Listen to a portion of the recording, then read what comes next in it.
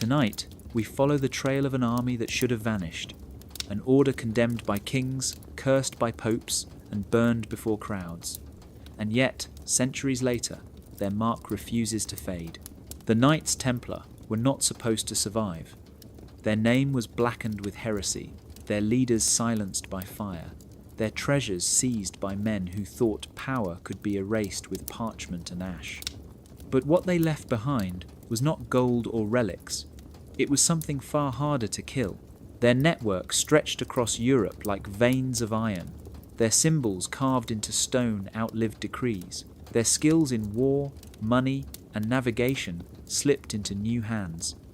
Even the laws meant to bury them carried their echo. The Templars did not survive as an order. They survived as an operating system, one that kept running long after their name was forbidden. So the question is not why the Templars died, but why the Church could never truly erase them. Because when you build yourself into the very structure of the world, erasure is impossible. Like the video, subscribe. Tonight, we uncover why the Knights Templar never really disappeared. Imagine waking up on a crisp autumn morning in the year 1307. The air in Paris is cold, the streets damp with mist, and the city feels ordinary, almost sleepy. But behind closed doors, something extraordinary is about to happen. Something that would ripple across centuries and carve itself into the spine of legend. It is Friday the 13th of October, and across France, an entire order of knights will be seized in a single coordinated strike. To this day, people still whisper about Friday the 13th as unlucky. But here is where that shadow was born. Picture the Knights Templar, warriors in white cloaks marked with a red cross, men who had fought in the Holy Land and who had once been praised as defenders of Christendom. They had castles, treasure, ships, and secrets. They were admired, feared, and trusted with the fortunes of kings. But on that Friday morning, their trust ended. King Philip IV of France, deep in debt to the order, had grown hungry for both their wealth and their silence.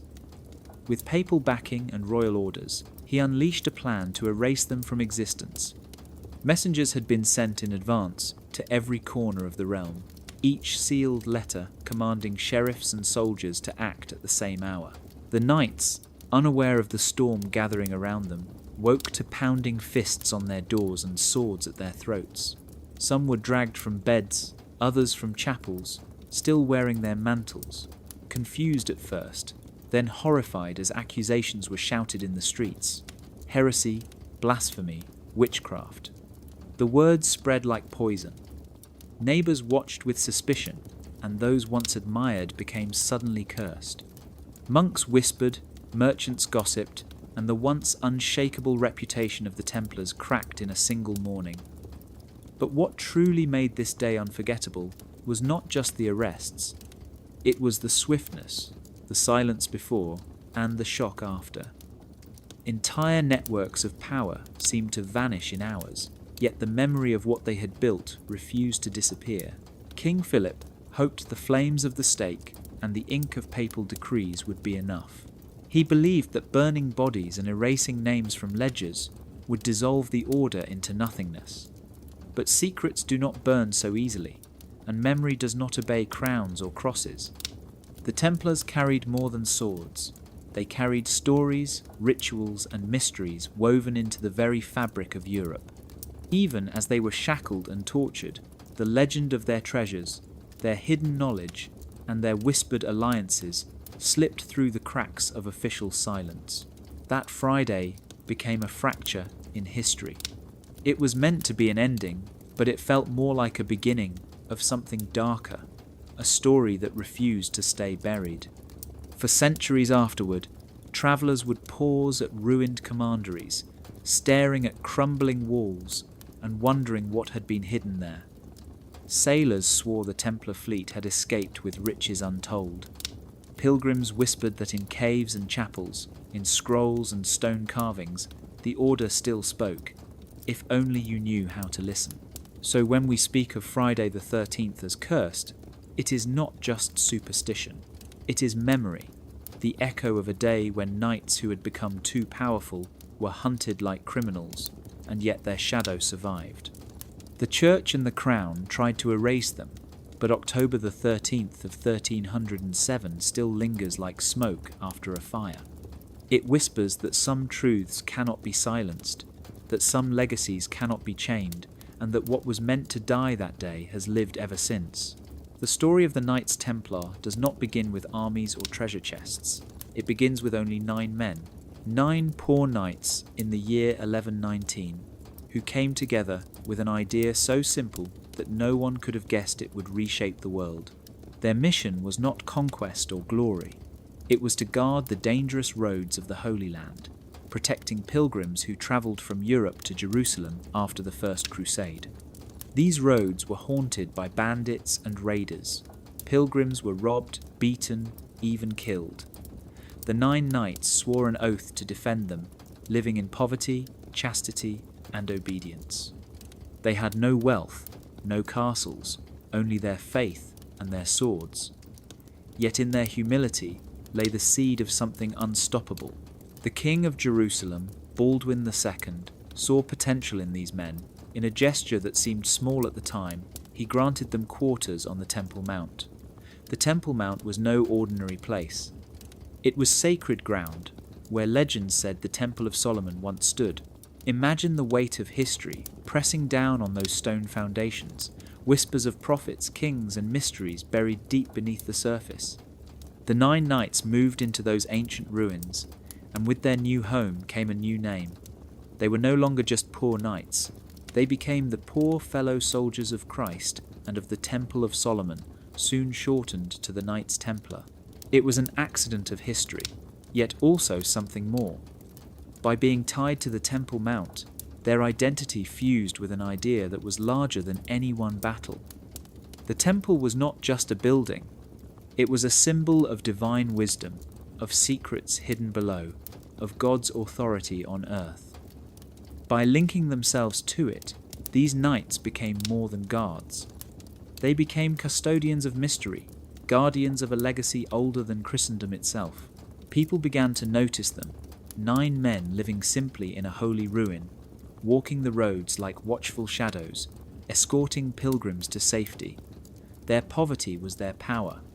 Unlike other knights, they did not seek land or riches.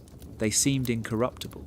And in a world where corruption was everywhere, that image mattered. But while the world saw humility, whispers grew about what these men were doing beneath the temple. Stories spread that they were digging, searching, uncovering relics or scrolls hidden since the days of Solomon. No proof survives, yet the rumours never died. Perhaps it was curiosity, perhaps it was envy, but soon the Templars were no longer seen as just a band of poor warriors. They were seen as chosen, touched by something holy and secret. That aura clung to them, and it would never leave. So from 9 humble knights, housed in the broken stones of Jerusalem, the Templar legend was born. A brotherhood with no wealth, no power, and no ambition except to serve. Yet by standing on the Temple Mount, they tapped into a current older than themselves, and that current would carry them from obscurity to dominance, from the dust of forgotten roads to the throne rooms of Europe. What began as a promise to protect travellers became the foundation of a myth too strong for even kings and popes to erase. Beneath the golden stones of Jerusalem, there are shadows older than any crusader. Beneath the Temple Mount lies a labyrinth of tunnels and chambers, some carved by ancient hands, others swallowed by time. When the 9 poor knights were given quarters on this sacred ground, in the year 1119, they did not simply pray in its halls or guard its gates. According to rumour, they began to dig. Not for water, not for fortifications, but for something far more mysterious. For 9 years, the Templars lived on the Temple Mount, and in those 9 years, almost nothing is recorded of their activities.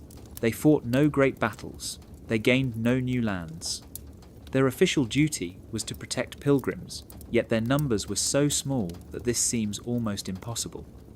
What then were they really doing? The silence has left space for imagination, and imagination has filled it with whispers of treasure, relics, and secret knowledge buried since the days of King Solomon. Some say they searched for the Ark of the Covenant, the chest said to hold the tablets of Moses, a relic that could command armies and topple empires. Others suggest they sought the lost treasures of the temple itself, gold melted into myth, sacred vessels hidden during the Babylonian conquest centuries before Christ. There are even those who believe they uncovered scrolls, gospels banned by the church, writings that challenged the story of Jesus and placed Mary Magdalene at the center of a bloodline. None of these claims can be proven, but the absence of proof is itself haunting.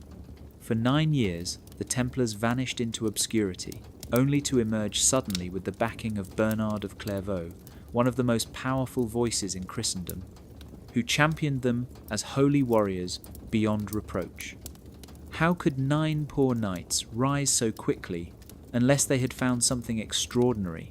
Archaeologists in later centuries uncovered evidence of tunnels beneath Al-Aqsa, narrow shafts, and hidden chambers that suggest the knights did indeed excavate.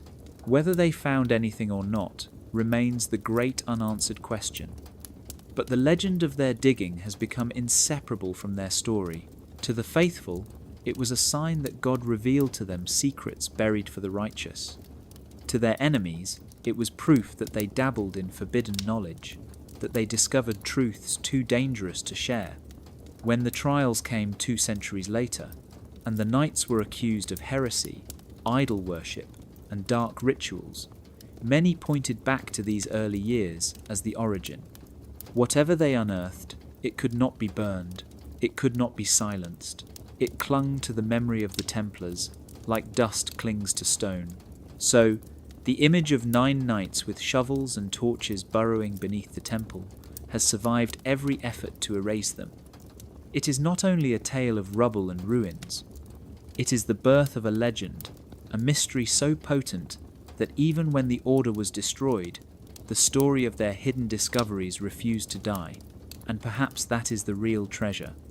Not gold or relics, but the haunting possibility that beneath the stones of Jerusalem, the Templars touched a truth that still waits in the dark. The 9 knights might have remained only a footnote in Crusader history, if not for one man, Bernard of Clairvaux.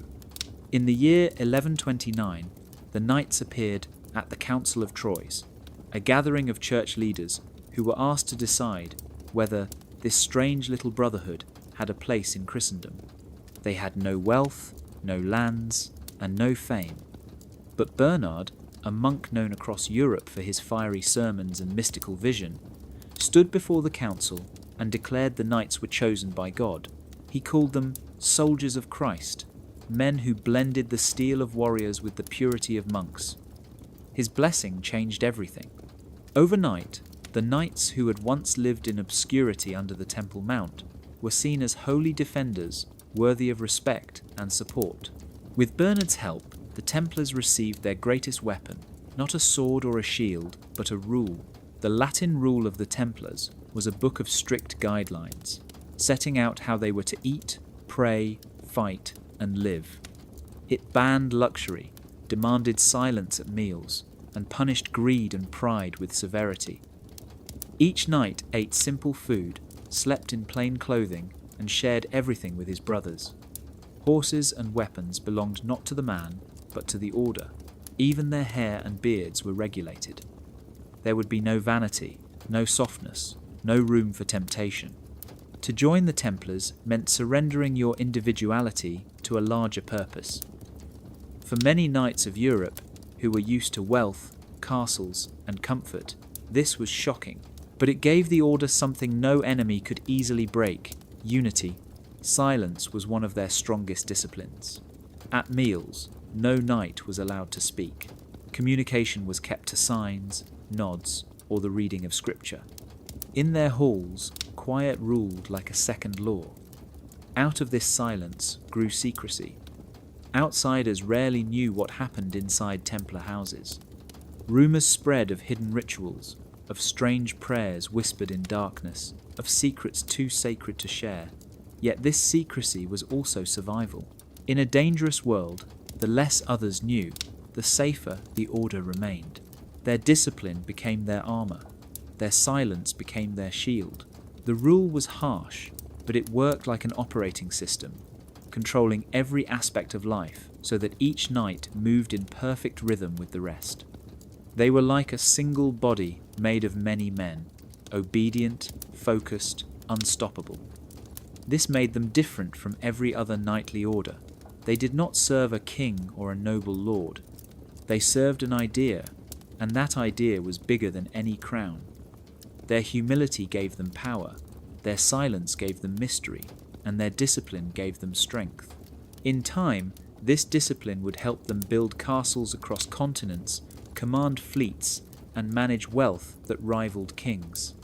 But in the beginning, it was simply about shaping 9 poor knights into something eternal, a brotherhood bound by fire and silence, sharpened by faith, and protected by secrecy.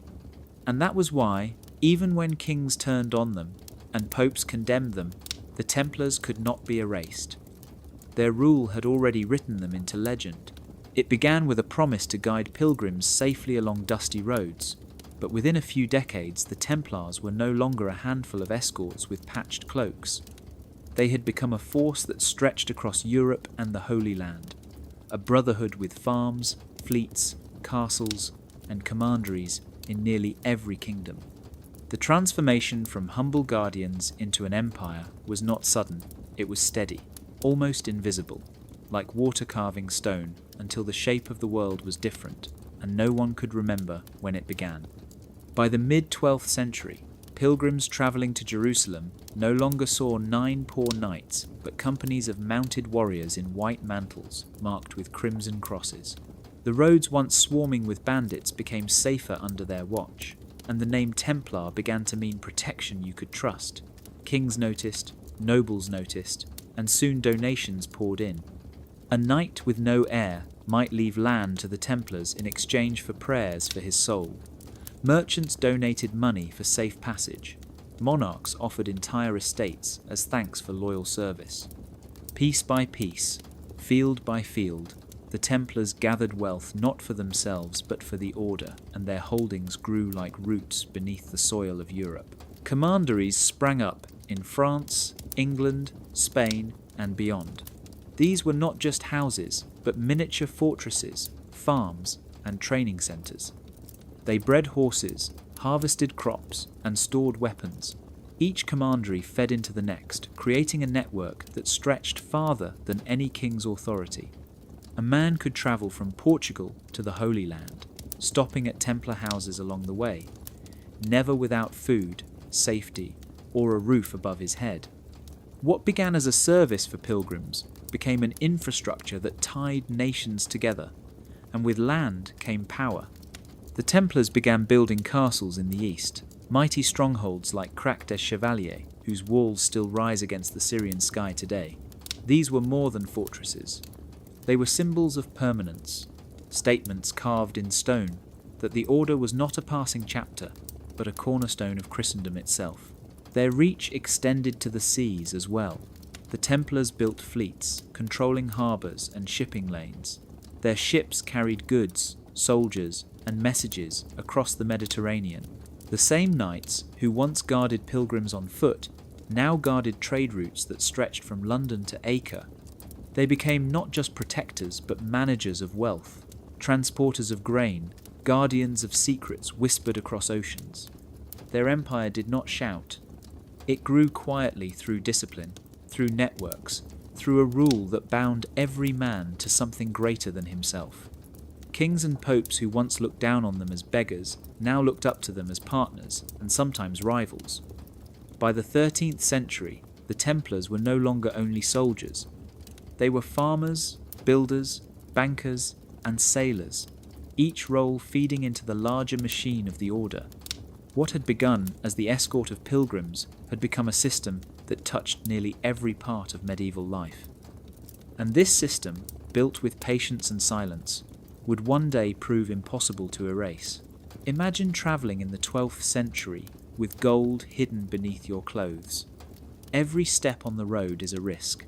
Bandits lurk in forests, cutthroats wait near bridges, and even your travelling companions might betray you. For pilgrims heading to Jerusalem, the journey was long and dangerous, and carrying money was like painting a target on your back. The Knights Templar offered a solution that was so simple and so brilliant, it changed the way money itself was understood. They invented a system of invisible money. Here is how it worked. A pilgrim might deposit his coins at a Templar commandery in London or Paris. Instead of carrying heavy bags of silver across the continent, he would be given a written note, a letter of credit marked with signs and codes only the Templars could read. That pilgrim would then travel freely, without fear of robbery. When he arrived in the Holy Land, he could present his note at a Templar house in Jerusalem and receive the value back in local currency. For the first time, wealth could move across continents without physically being there. It was banking before the word banking even existed. The system was more than safe storage. The Templars charged fees for their service, lent money to nobles, and kept detailed ledgers of who owed what. Kings themselves became clients. Monarchs, who once commanded armies, now borrowed from the order, relying on Templar credit to fund wars, crusades, and even their own daily expenses. The irony is sharp. The knights who had sworn poverty became creditors to men who lived in palaces. Their wealth was not always visible in piles of gold, but in promises written on parchment and sealed with trust. This invisible money made the Templars untouchable in a new way. Armies could burn villages, rivals could smear their name, but the debts owed to the order could not simply vanish. A king could not erase the numbers written in Templar books, nor could he forget that the same knights who prayed in silence also held the keys to his treasury. Their power was quiet, mathematical, and harder to destroy than castles of stone. Because while castles can fall, debts have long memories. To the common people, the Templar letters of credit seemed almost magical. How could a piece of parchment hold the weight of treasure? How could a knight in London know what a pilgrim had deposited when he reached Jerusalem? The answer was discipline. The same strict rule that guided their prayers and battles also governed their records. Their network of commanderies stretched across Europe like threads of a spider's web, and information moved along those threads faster than most kings could command. It was trust reinforced by secrecy. No outsider knew the full system. Only the brothers of the order could read the codes, and that mystery gave them even more authority. What began as a way to protect pilgrims became the foundation of international finance. The Templars did not just fight for God. They invented tools that allowed money to travel across borders, across seas, and across centuries.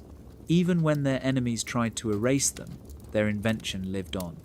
The letters of credit, the invisible money, became part of the world itself, proof that sometimes the greatest power does not wear armor or carry a sword. It writes in ink and survives in memory. Walk through the streets of London, and you may stumble across a strange church, its body round instead of long, its walls echoing with a shape that feels ancient and out of place. This is the Temple Church, built by the Knights Templar in the 12th century, and it is not alone. Across Europe, from Spain to Poland, the Templars built round churches, octagonal chapels, and halls shaped with ratios so precise they whispered of hidden knowledge. These were not ordinary buildings. They were sermons carved in stone, geometry raised toward heaven, and even after the knights were gone, the architecture continued to speak. The round shape was not chosen at random. It mirrored the Church of the Holy Sepulchre in Jerusalem, the place believed to contain both the tomb and the resurrection of Christ.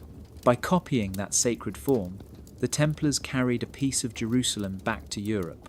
To step inside one of their round churches was to feel transported across continents, to walk in the shadow of holy ground, even without leaving your own country. But there was more than symbolism here. The circle was eternal, without beginning or end, and in its curves, the Templars embedded the idea of divine perfection. Worshippers standing inside might not have understood the mathematics, but they felt it in their bones. Octagons appeared as well, 8-sided chapels built with mathematical precision.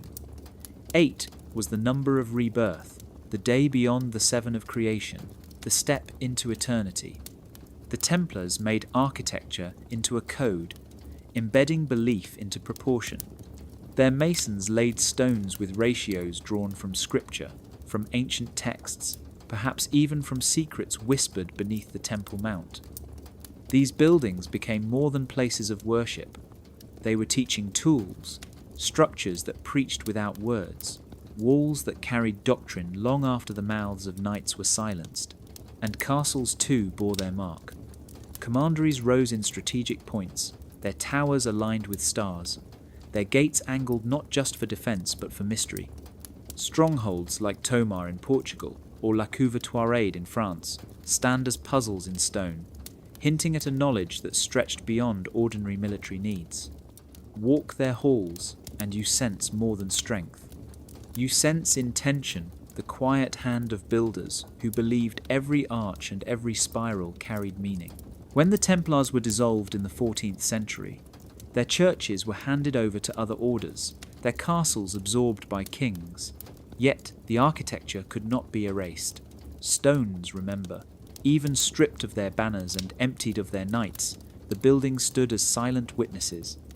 People still entered, still felt the strange pull of circles and octagons, still wondered why these places felt different from all others. The Templar architecture outlived papal bulls, royal decrees, and bonfires.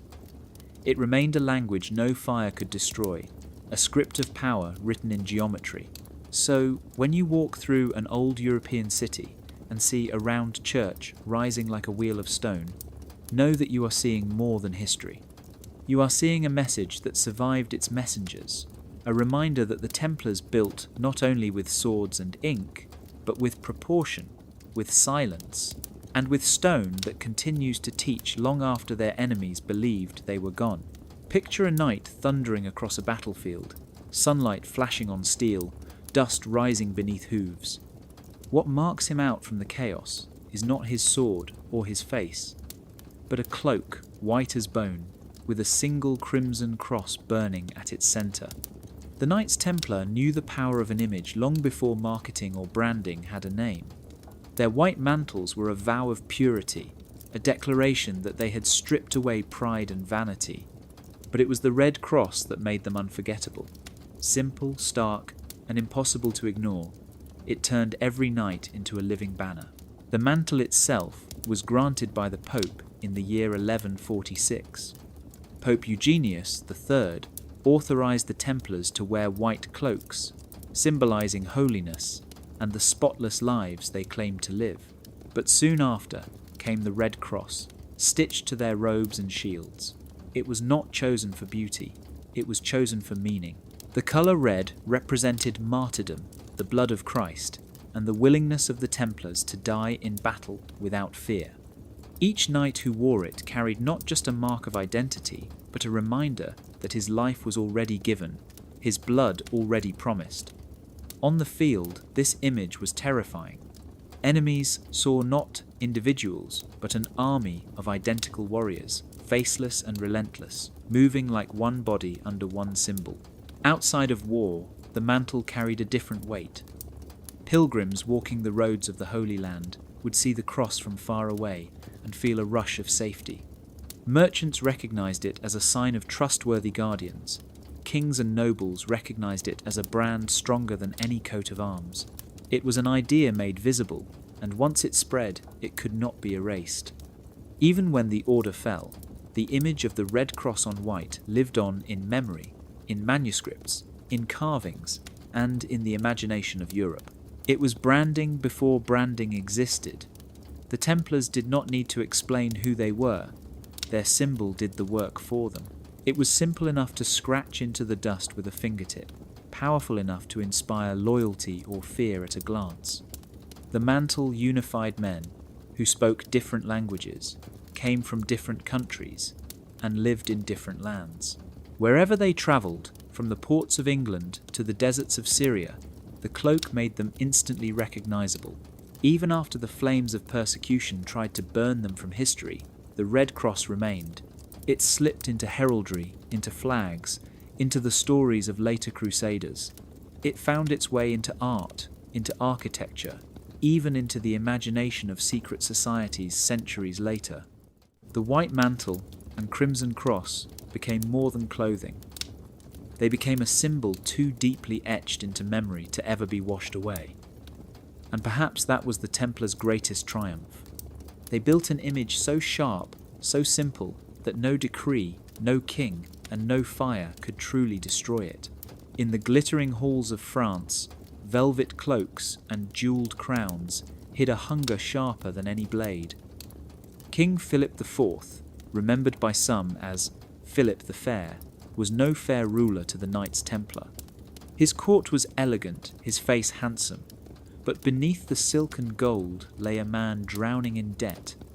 Wars had drained his treasury, his ambitions stretched further than his coins, and the Templars, with their invisible money and international network, were both his creditors and his problem.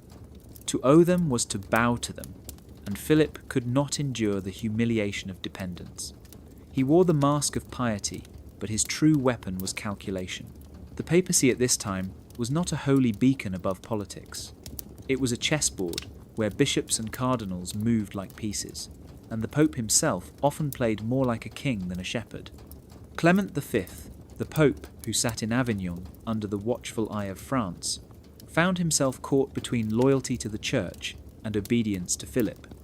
The king whispered of heresy, of Templar corruption, of blasphemous rites carried out in candlelit halls. It mattered little whether he believed the charges. What mattered was that he could use them. With papal backing, he could erase his debts, seize their lands, and tighten his grip on power. Philip's velvet hid iron. His letters carried the language of faith, but they dripped with politics. He claimed to defend Christianity by attacking the Templars, yet it was his own greed that lit the pyres. He accused the knights of spitting on the cross, of worshipping idols, of obscene rituals that shocked even hardened clerics. These stories spread like wildfire, fueled by fear and fascination. In truth, Philip knew that once the stain of heresy clung to a man, no defense could wash it away. The charge was the punishment, the trial was theatre, the verdict was already written. Clement wavered, but in the end, the Pope leaned toward the crown. He issued bulls that allowed investigations and trials. He looked away as confessions extracted under torture-filled parchment after parchment.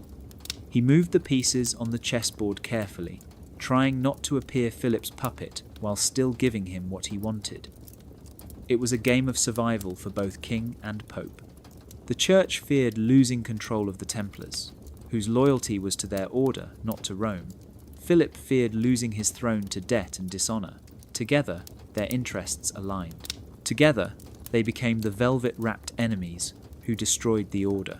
Yet history remembers more than their victory, for in striking at the Templars, they revealed their own corruption. Politics dressed itself in piety, but the disguise was thin.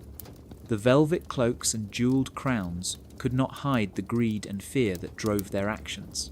And in trying to erase the knights, Philip and Clement instead carved their own names into the legend.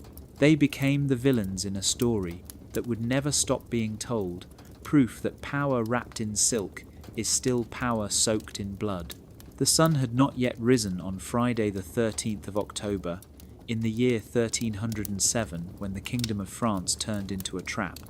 Across towns, villages and cities, sealed letters were opened by sheriffs and soldiers who had waited for this precise hour. The orders came from King Philip IV himself. Every Templar in the land was to be seized at dawn. The plan was breathtaking in its coordination. Hundreds of knights, priests, and sergeants of the order were pulled from their beds before they could even grasp what was happening. What looked like sudden justice was, in truth, a carefully crafted ambush designed to decapitate the order in a single blow. Imagine the confusion as the knock on the door came before morning prayers. A knight reaches for his sword, only to find the room flooded with armed men. Another is taken from the altar mid-prayer, his white mantle pulled from his shoulders, his red cross dragged through the dirt. In Paris alone, dozens were rounded up within hours. In remote commanderies, the same scene unfolded with eerie precision. The Templars had been powerful, but their strength was built on loyalty and discipline, not suspicion. They never imagined a Christian king would treat them like enemies. Their trust became their downfall. Philip believed that by striking everywhere at once, he could crush the order before they could resist. He thought of them as a hydra, a monster with many heads, and his plan was to sever them all at the same time. But what he failed to understand was that the Templars were not just knights in France. They were an international network with roots in Spain, England, Portugal, and the Holy Land. France could seize bodies, but it could not seize memory or erase loyalty in distant lands. The Hydra lived on in whispers, in stories, in the enduring power of their name. The accusations were already written, charges of heresy and idolatry. As knights were dragged through the streets, the rumours spread faster than the soldiers could march. People gawked at men once considered holy defenders of Christendom now paraded like criminals. Fear did the rest. Torture and interrogation would come later, but in those dawn hours it was shock that broke them. The world had turned upside down in a single morning, and the Templars, once untouchable, now looked vulnerable and human. Yet something strange happened. The arrests were supposed to erase them, but instead they planted the seed of legend. The suddenness of the dawn raids made people wonder what secrets were so dangerous that an entire order had to be destroyed in silence and haste. Why not trial first? Why not debate? Why not warning? The violence of the act raised questions the crown could not answer. So while Philip celebrated his victory, believing he had cut off the heads of the Hydra, he had only created a story that would never die. The Dawn Raids were not just the fall of the Templars. They were the birth of a myth that outlived kings, popes, and centuries. And every Friday the 13th since has carried the echo of that morning, when the knights were seized but never truly silenced. In the dark chambers of Philip's prisons, the war against the Knights Templar shifted from steel to silence, from swords to ropes, racks, and flames. What began with dawn raids turned into a theatre of pain, where the goal was not justice but confession. The charges were as wild as they were frightening.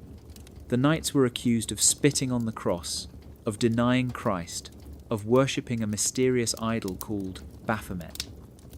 No one could describe this idol the same way. Some said it was a severed head with a beard. Others claimed it was a cat. Others swore it was a statue of the devil himself. The confusion did not matter. The point was to stain the order with something so shocking that the public would never defend them. The methods were brutal. Men were stretched on racks until their joints cracked. Others were shackled in chains, starved, beaten, or burned with hot irons. Under such agony, words spilled out that may never have been true. A knight confessed he had denied Christ during his initiation. Another admitted to kissing his brothers on the mouth as part of a strange ritual. Others spoke of the idol, of secret prayers, of sins they swore they had committed. But when pain loosens the tongue, truth becomes impossible to separate from survival. Confessions were copied onto parchment, signed with trembling hands, and carried to courts as proof. To Philip and his allies, it did not matter that these words were carved from suffering. They had their evidence, and evidence was all they needed to condemn. Yet even as bodies broke, something remained unshaken. Many knights, when the tortures paused, recanted their words. They declared their innocence in open court, refusing to let their brothers be remembered as heretics. Some held firm until the end, dying in silence rather than speaking lies again. Others confessed once more, their spirits too crushed to resist, but even those broken words carried a strange weight. For the more the trials dragged on, the more the accusations seemed unbelievable. How could men, who had given their lives to defend pilgrims and holy places, be guilty of such obscene practices? The contradiction was too great, and whispers began to spread that the confessions were not revelations but inventions. The idol of Baphomet became a symbol of this doubt. Was it real, or simply a nightmare, forced onto parchment by the hands of torturers? The answer may never be known, but the idea of it haunted Europe for centuries. To some, it became proof that the Templars guarded forbidden knowledge, secrets too dangerous for the Church to admit. To others, it was nothing but the fantasy of a desperate king and a frightened pope. Either way, the name lived on, outlasting the torturers, outlasting the trials, becoming part of the mystery that even fire could not erase.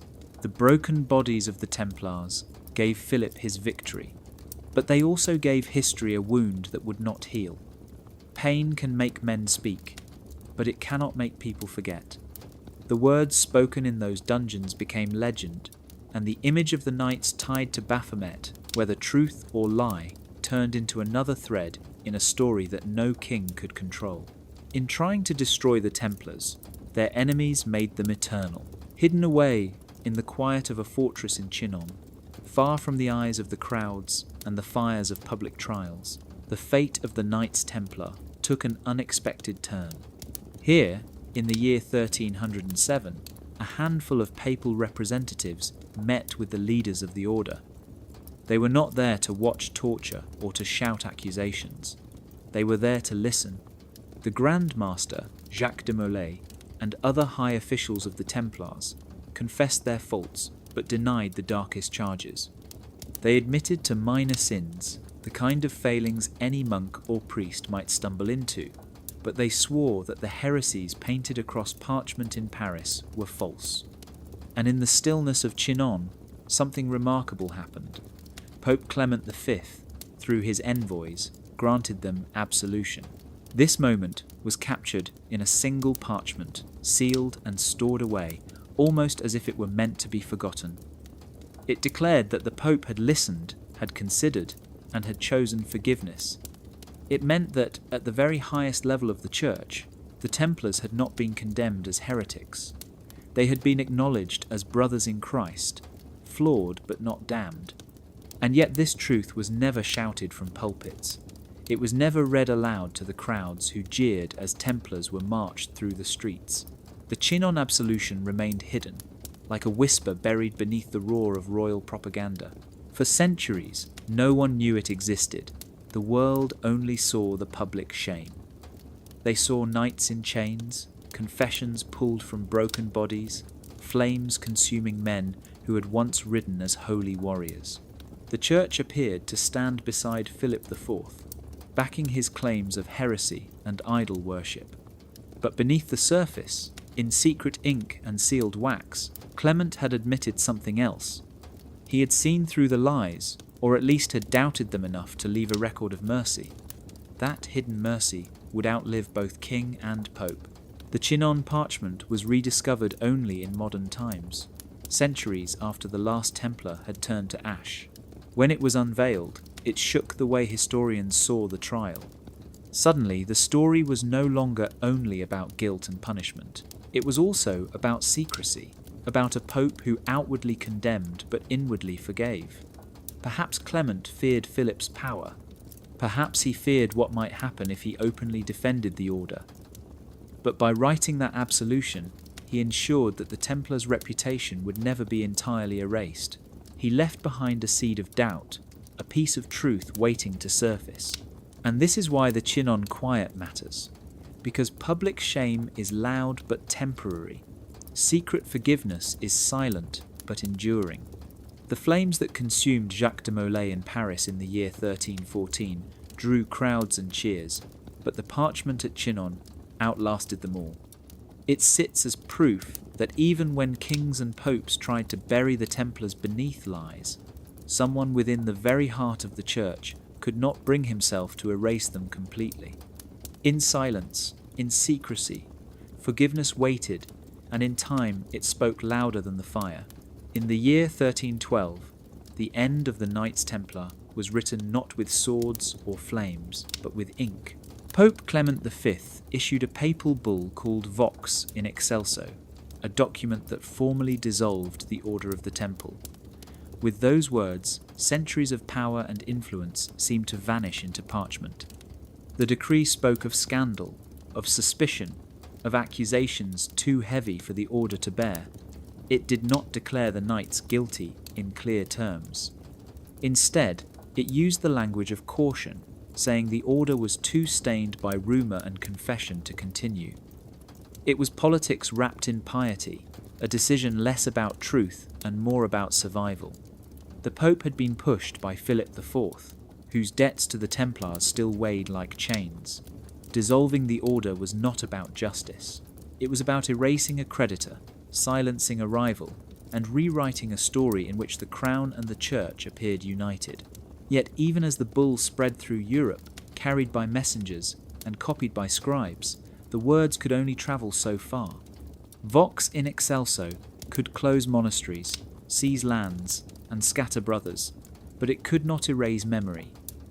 The Templar castles still stood, their churches still curved in perfect circles.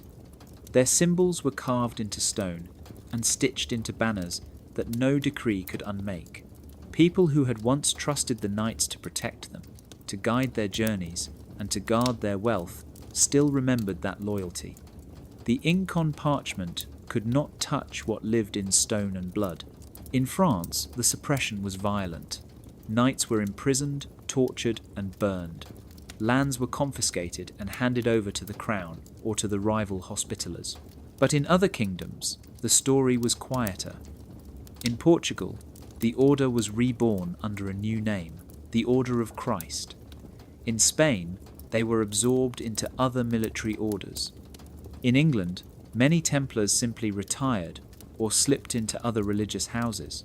Suppression on paper created the illusion of total destruction, but reality was far more complicated.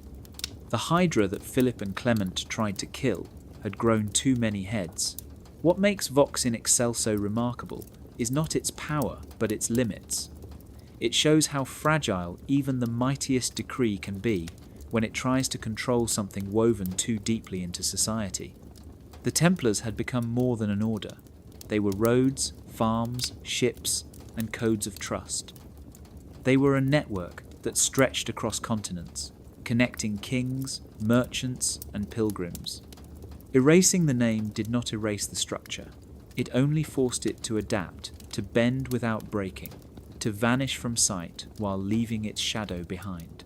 So the parchment of 1312 stands as a monument to the illusion of control. The Pope believed he had ended the Templars, and the king believed he had destroyed his creditors. But history tells a different story. Vox in Excelso may have closed a chapter, yet the footnotes remained scattered across Europe, carved in stone, whispered in legend, and carried in the blood of those who survived. Suppression on paper could not smother the fire that had already spread. It could only pretend. In the autumn of 1307, when the dawn raid struck across France, soldiers stormed commanderies, prisons filled with knights, and the king's men began seizing lands. But one thing was missing: the treasure. Philip IV had imagined vaults stacked with gold, silver, and relics. He dreamed of filling his coffers with the wealth of the Templars. Yet when the prisons were full and the castles searched, the treasure was nowhere to be found.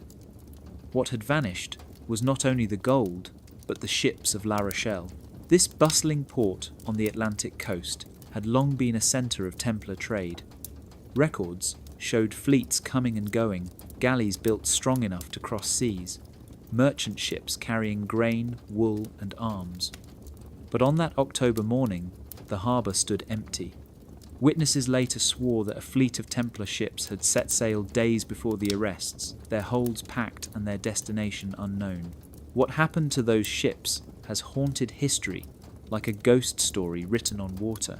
Some believe they sailed north, finding refuge in Scotland, where the Templars would later be tied to the Sinclairs and the strange carvings of Rosslyn Chapel. Others claim they crossed the Atlantic long before Columbus, carrying secrets to hidden shores. There are whispers of them reaching Portugal, blending into the fleets that would later launch the Age of Exploration. The truth may never be known, because water does not leave marks like stone. Yet the ledgers of La Rochelle hint at something real. Accounts vanish mid-entry, expected cargoes never arrive. Scribes wrote as if a chapter had been torn away, as if the fleet had slipped not only from sight, but from the records themselves. The absence of those ships mattered. For Philip, it was a humiliation. He could imprison knights and burn bodies, but he could not seize what had already gone. Wealth moves faster than armies, and the Templars understood this better than anyone. They had built a network of money and trade that stretched across continents. To erase them on land was one thing. To erase them on water was impossible. The sea became their last sanctuary, an archive of movement that no decree could touch. Legends grew quickly. Sailors swore that white sails marked with the Red Cross were seen years later on distant horizons. Coastal villages whispered of strangers arriving with accents that matched no local tongue. The fleet became more than missing ships. It became proof that the Templars had outsmarted their hunters, that they had chosen exile over extinction. Even today, the story lingers. The vanished fleet of La Rochelle is retold whenever mysteries of lost maps and hidden voyages are discussed. It is a reminder that history does not only live in parchment or stone, it lives in the sea, in currents that carry secrets beyond reach. The Templars may have been crushed in France, but their ships slipped away, leaving only questions in their wake.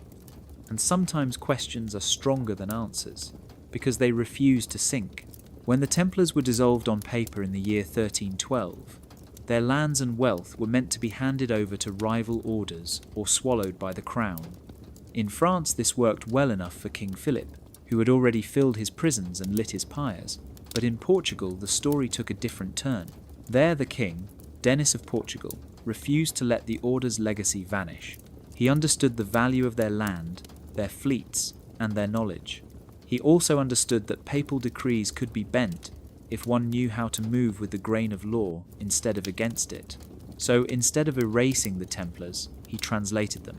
In 1319, a new order was born, the Order of Christ. Officially, it was not the same as the Knights Templar. The name was different, the rule adjusted, the ceremonies reshaped to satisfy Rome. But everyone knew what it truly was. The knights who joined were the same men who had once worn the Red Cross. The castles and commanderies were the same strongholds that had once belonged to the Templars. The treasury was the same chest, only relabelled. Denis had preserved the order by changing its mask, turning suppression into survival. The Pope, perhaps relieved to have a solution that did not stir rebellion, gave his blessing. The Templars were dead in name, but in Portugal they lived on in practice. The Order of Christ became one of the most powerful forces in Portuguese history. Its leaders held not only land, but influence in the royal court. They continued to guard trade, to farm, to train, and to pray. Over time, they adapted to new roles, supporting the kingdom's ambitions at sea. When Portugal began to look outward, dreaming of voyages beyond familiar waters, it was the Order of Christ that helped make it possible. Their ships carried explorers to Africa and beyond. Their funds supported expeditions that would eventually lead to the rounding of the Cape of Good Hope and the crossing of oceans. Even Prince Henry the Navigator, the figure most associated with Portugal's age of exploration, was deeply tied to the Order of Christ. He served as its Grand Master, turning its resources toward the dream of discovery. This transformation shows the genius of survival. In France, the Templars were erased in fire. In Portugal, they were reborn in law. A new name protected an old mission, and through that pivot, the Templars continued to shape history long after their supposed end. Their discipline, their knowledge of navigation, and their ability to manage wealth became part of the engine that launched Europe into the seas. When caravels set sail to chart unknown coasts, they carried not only Portuguese flags, but also the quiet legacy of the Templars, hidden beneath the cross of Christ. Portugal's translation of the order is proof that erasure is never as simple as ink on parchment. Kings and popes can close one book, but another can always be opened with the same story written under a different name.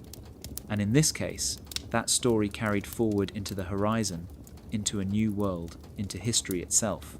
In the kingdoms of Spain, the Templars had been too deeply woven into the fight against the Moors to be erased in one stroke.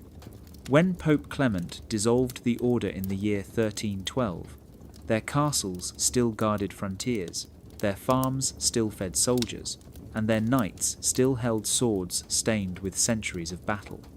To strip all that away would have left the Christian kingdoms exposed. So instead of destruction, Spain chose disguise.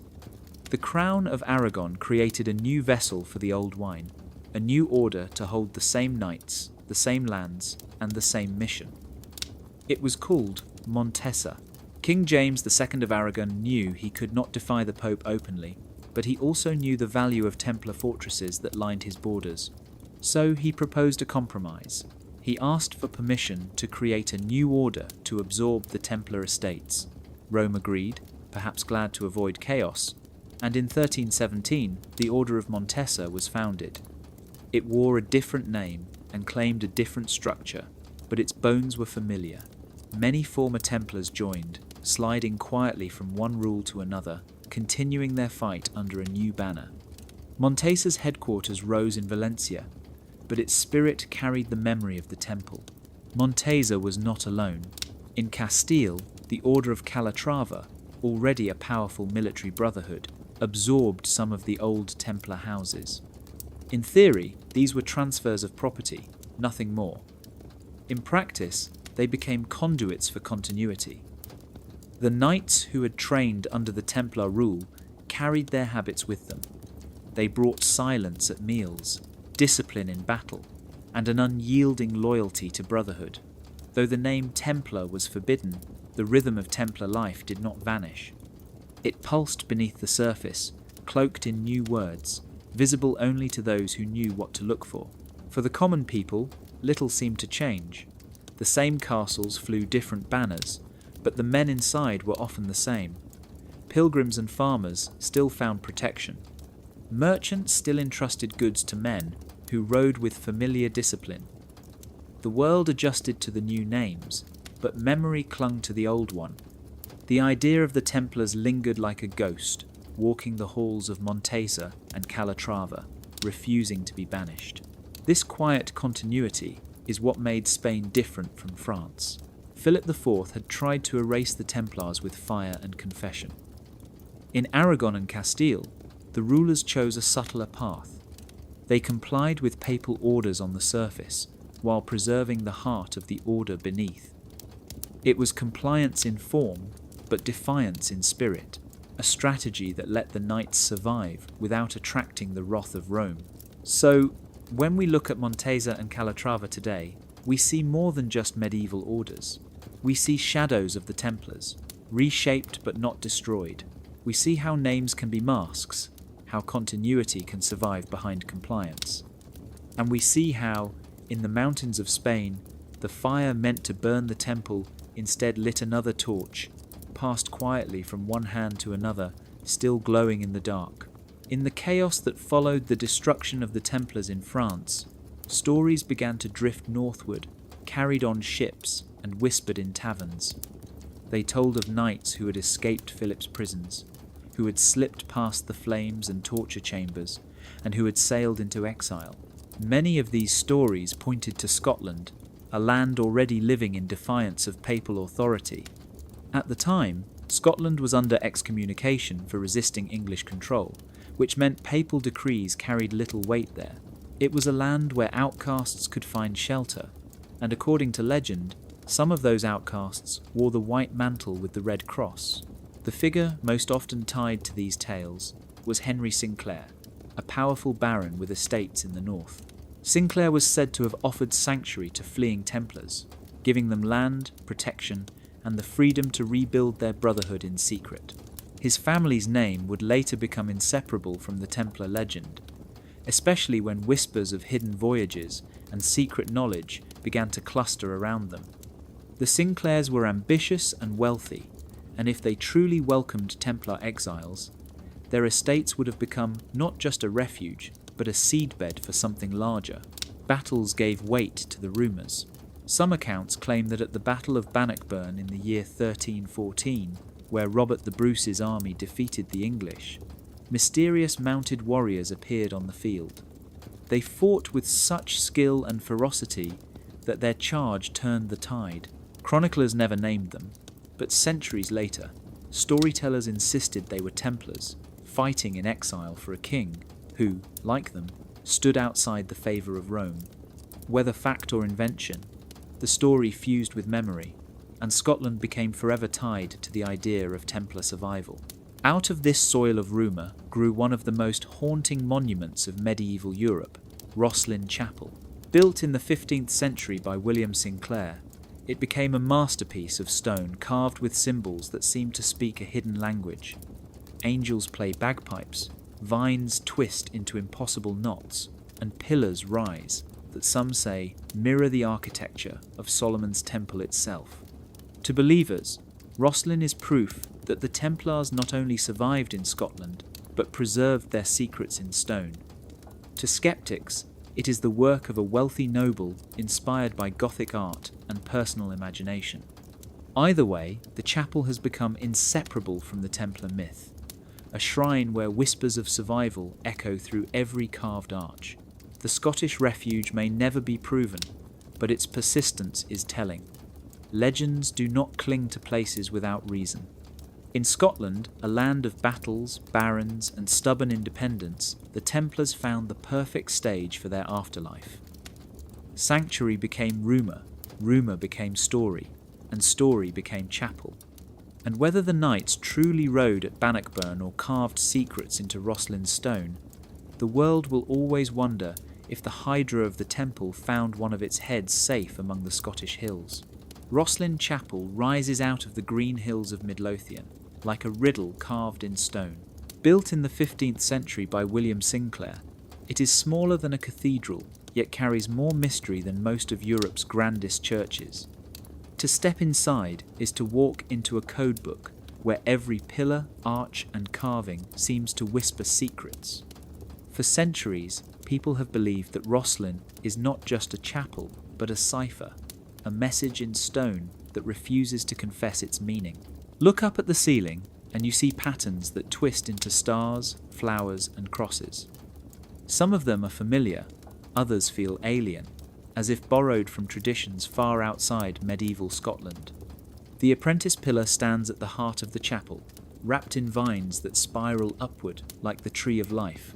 Legends say an apprentice carved it while his master was away, and in jealousy the master struck him dead. Yet beneath the story lies another suggestion, that the pillar is a symbol of hidden wisdom, a piece of geometry linked to Solomon's temple and perhaps to the Templars themselves. The carvings stretch beyond Christian imagery. Angels play bagpipes, a nod to Scotland, but also a playful departure from sacred norms. Strange plants appear on the walls, including what some believe are maize and aloe, plants unknown in Europe before Columbus crossed the Atlantic.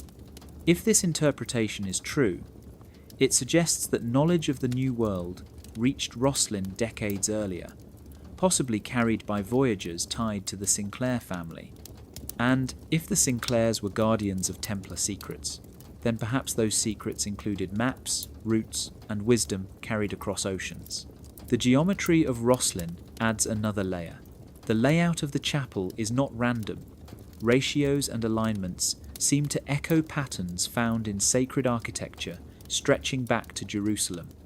Some claim that the proportions mirror those of Solomon's Temple, the very place where the first Templars dug beneath Al-Aqsa. Whether coincidence or intention, the suggestion is clear. Rosslyn may be a memorial to the hidden knowledge of the Knights, a continuation of their story disguised as ordinary worship. Skeptics argue that Rosslyn is simply the product of a wealthy nobleman's imagination, a Gothic flourish meant to impress. But the sheer density of symbols makes it difficult to dismiss. Every column is carved, every surface filled with knots, spirals, and figures that seem to invite decoding. Visitors often leave with the feeling that the chapel is not a place of answers, but a place of questions, a stone cipher that draws you in and dares you to interpret. Rosslyn has become inseparable from the legend of the Templars. Books, films, and conspiracies have all pointed to it as a vault of hidden truth, whether or not treasures or documents lie beneath its foundations. The chapel itself is a treasure, one that keeps alive the possibility that the Templars survived in whispers and symbols. Rosslyn does not shout its story. It murmurs through geometry, through carvings, through silence, and that refusal to confess may be its greatest secret of all. Imagine Europe in the 12th and 13th centuries, a continent where travel was slow, dangerous, and often deadly. Merchants needed to move goods, pilgrims needed to reach holy sites, and armies needed supplies. Into this chaos stepped the Knights Templar, white-mantled warriors who were more than fighters. They were organizers, builders, and masters of logistics. They mapped the arteries of Europe, turning scattered tracks into living networks of roads, bridges, and safe houses. These routes, once guarded by the Order, continued to breathe long after the monks who made them were gone. The Templar network was not created overnight. It grew as their influence spread, each commandery placed with careful thought. These houses were more than farms or castles. They were hubs in a system that connected villages to cities, ports to inland markets, and Europe to the Holy Land. A traveller could begin in England, cross into France, move through Spain or Italy, and find a Templar stop at each stage of the journey. At every commandery there was food, fresh horses, and safety from thieves. It was like a medieval highway system, invisible on maps, yet deeply etched into the memory of those who walked it. Pilgrims especially relied on these routes. For someone travelling from northern Europe to Santiago de Compostela or to Rome, the sight of a Templar banner meant relief. They could exchange money, rest under protection, or continue their path without fear. Merchants too used these arteries, carrying wool, spices, and wine across lands that might otherwise have been closed to them. Even armies learned to depend on the silent rhythm of Templar logistics, for wars are not won by swords alone, but by the steady flow of bread and water. When the Order was dissolved in the early 14th century, the white mantles disappeared from the roads, but the roads themselves did not vanish. Bridges they built still spanned rivers, commanderies still dotted the countryside, and the knowledge of the routes remained in the minds of travellers. Local lords and rival orders stepped in to take control, but the system the Templars created could not be undone. The routes kept whispering, carrying not only people and goods, but stories of the knights who had once ruled them. Even today, traces of these paths survive. Many of Europe's modern roads follow the same lines first marked out by Templar feet. Old inns and way stations bear the faint memory of crosses carved into their walls. In some villages, the ruins of commanderies still stand, half swallowed by ivy, yet once part of a network that tied a continent together. The Templars are gone, but the infrastructure they created remained as their true legacy, silent proof that their empire was not only made of castles and coins, but of movement itself. In the end, the greatest mark of the Templars was not their power in courts or their wealth in treasuries. It was the simple fact that they made Europe move. Their roads outlived their order, carrying pilgrims, merchants, kings, and peasants alike. The monks may have been erased from parchment, but every step on those roads still carries their echo. Kings in the Middle Ages often looked powerful in their crowns and castles, but beneath the velvet and stone, many of them lived chained to debts. Wars were costly, courts were extravagant, and taxes could never fill the gaps quickly enough. Into this world stepped the Knights Templar, not just as warriors, but as bankers, and what they built was unlike anything Europe had seen. Their bank had no single vault to raid, no treasure chest sitting in one place. It was a system, a web of trust and paper, numbers that kept moving even when torches tried to burn them. The brilliance of the Templar system was its invisibility. A king could deposit gold in Paris and draw on its value in Acre or London. The coins themselves did not travel, only the memory of them, written in ledgers kept by men bound to silence and rule. This meant that the Templars did not hoard piles of treasure in a single stronghold. Their wealth existed everywhere and nowhere at the same time. It lived in documents, in promises, in a network of commanderies spread across Europe and the Holy Land. To break the system, one would have to burn every ledger, silence every scribe, and erase every memory all at once. That was impossible. Philip IV of France learned this the hard way. His hunger for cash drove him to strike at the Templars, hoping to seize their supposed fortune. But when his soldiers stormed their houses, they found little more than ordinary supplies, coins enough for daily use, and books filled with numbers. There was no dragon's hoard waiting to be seized, because the treasure was not metal, it was obligation, debts owed by kings, nobles, and merchants who could not simply vanish into smoke. A burned ledger did not erase the memory of what was borrowed, and men who owed the Templars knew it. Even after the order was dissolved in 1312, those debts did not disappear. Some were transferred to the Hospitallers, others remained whispered in courts, but the fact was clear. The numbers walked on. A crown could erase the Templars' name, but not the obligations that had once kept it afloat. Kings could burn ledgers in Paris, but the memory of loans remained in London, in Aragon, in Cyprus. The Templars had created something more powerful than gold. They had created continuity, and continuity does not die with fire. This is why the myth of their hidden treasure persists. People could not believe that such a mighty order left no vault filled with riches, but the truth may be stranger. Their wealth was scattered, embedded in relationships, recorded in codes, and carried across borders by riders who knew the routes better than any tax collector. They had made wealth intangible, and intangible things are hard to destroy. The bank that had no vault outlived its creators. It showed Europe that power could move without chains or locks, that numbers could travel further than armies. And though kings thought they could kill the order, they only proved what the Templars had already built.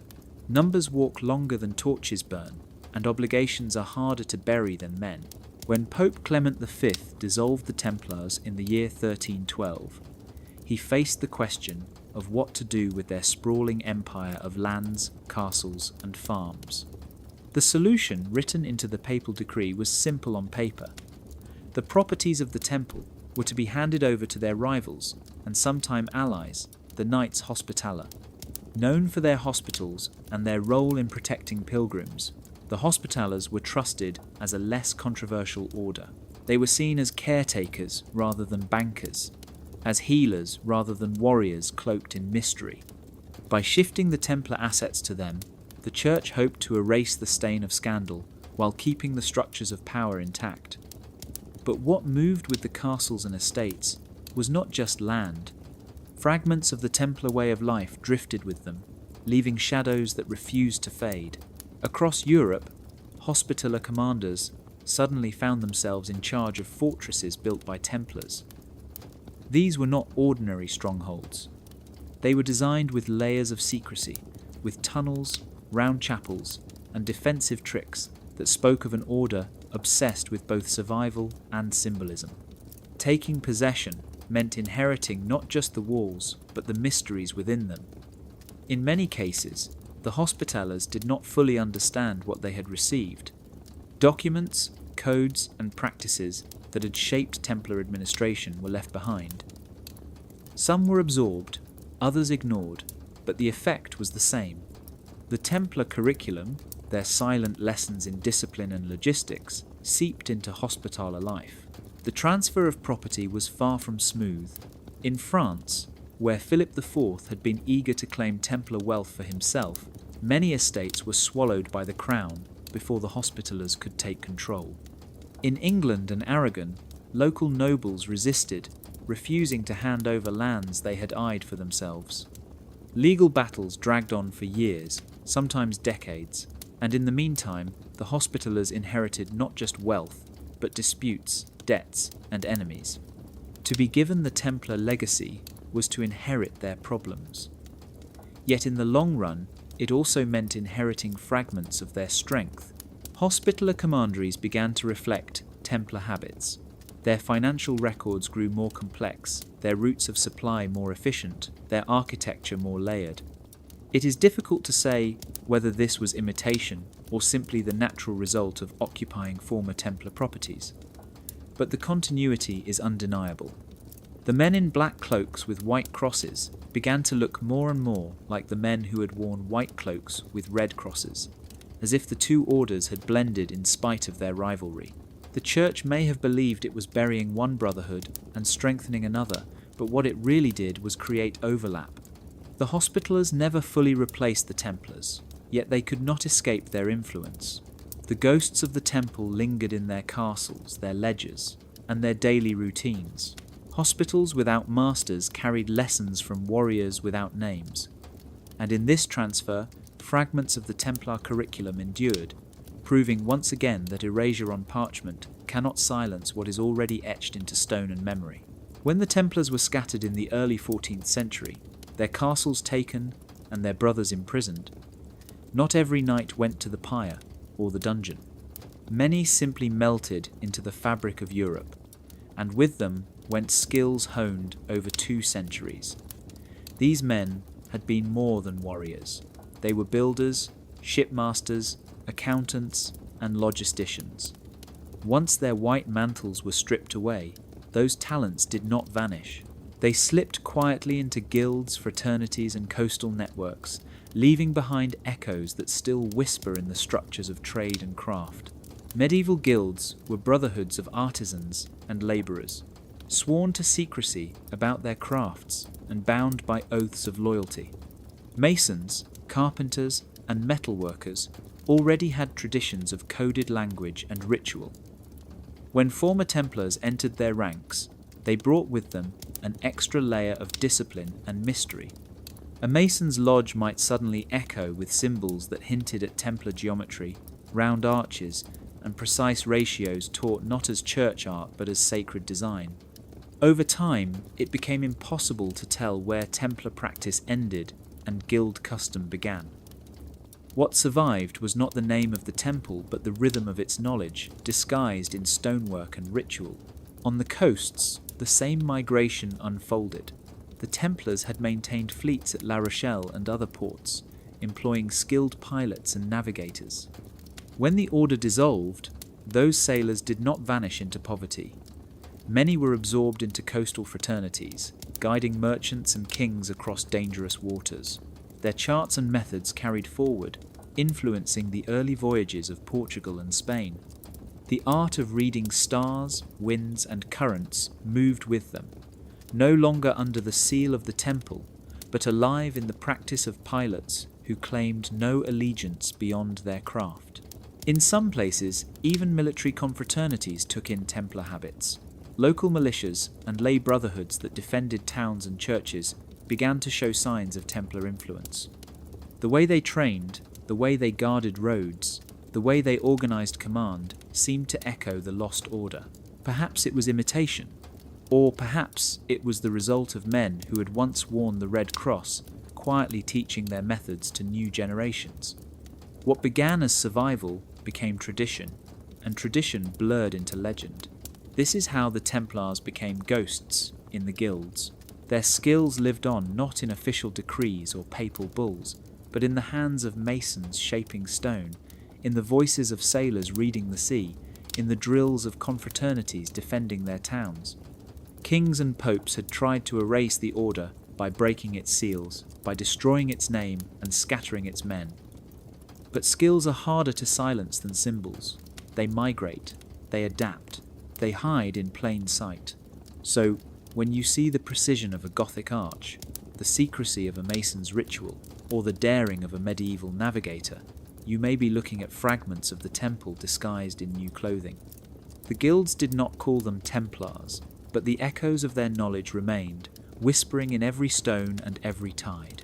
Even after the flames of Paris and the papal decrees of 1312, the Knights Templar never fully disappeared from the legal landscape of Europe.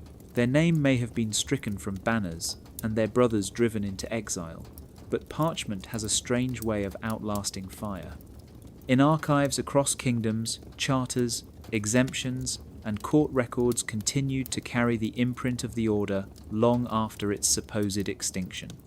These juridical fossils reveal the shape of an institution that kings and popes had tried to erase, but which the law itself refused to forget. The Templars had been granted extraordinary privileges during their rise. They answered only to the Pope, not to local bishops or kings. Their properties were exempt from many taxes, their roads enjoyed freedom of passage, and their members stood outside the jurisdiction of most secular courts. These rights had been sealed into charters by popes and monarchs alike, and while rulers could seize castles, they could not easily erase centuries of written privileges. Even after Vox in Excelso, the bull that dissolved the order, disputes arose in courts about who now held those rights.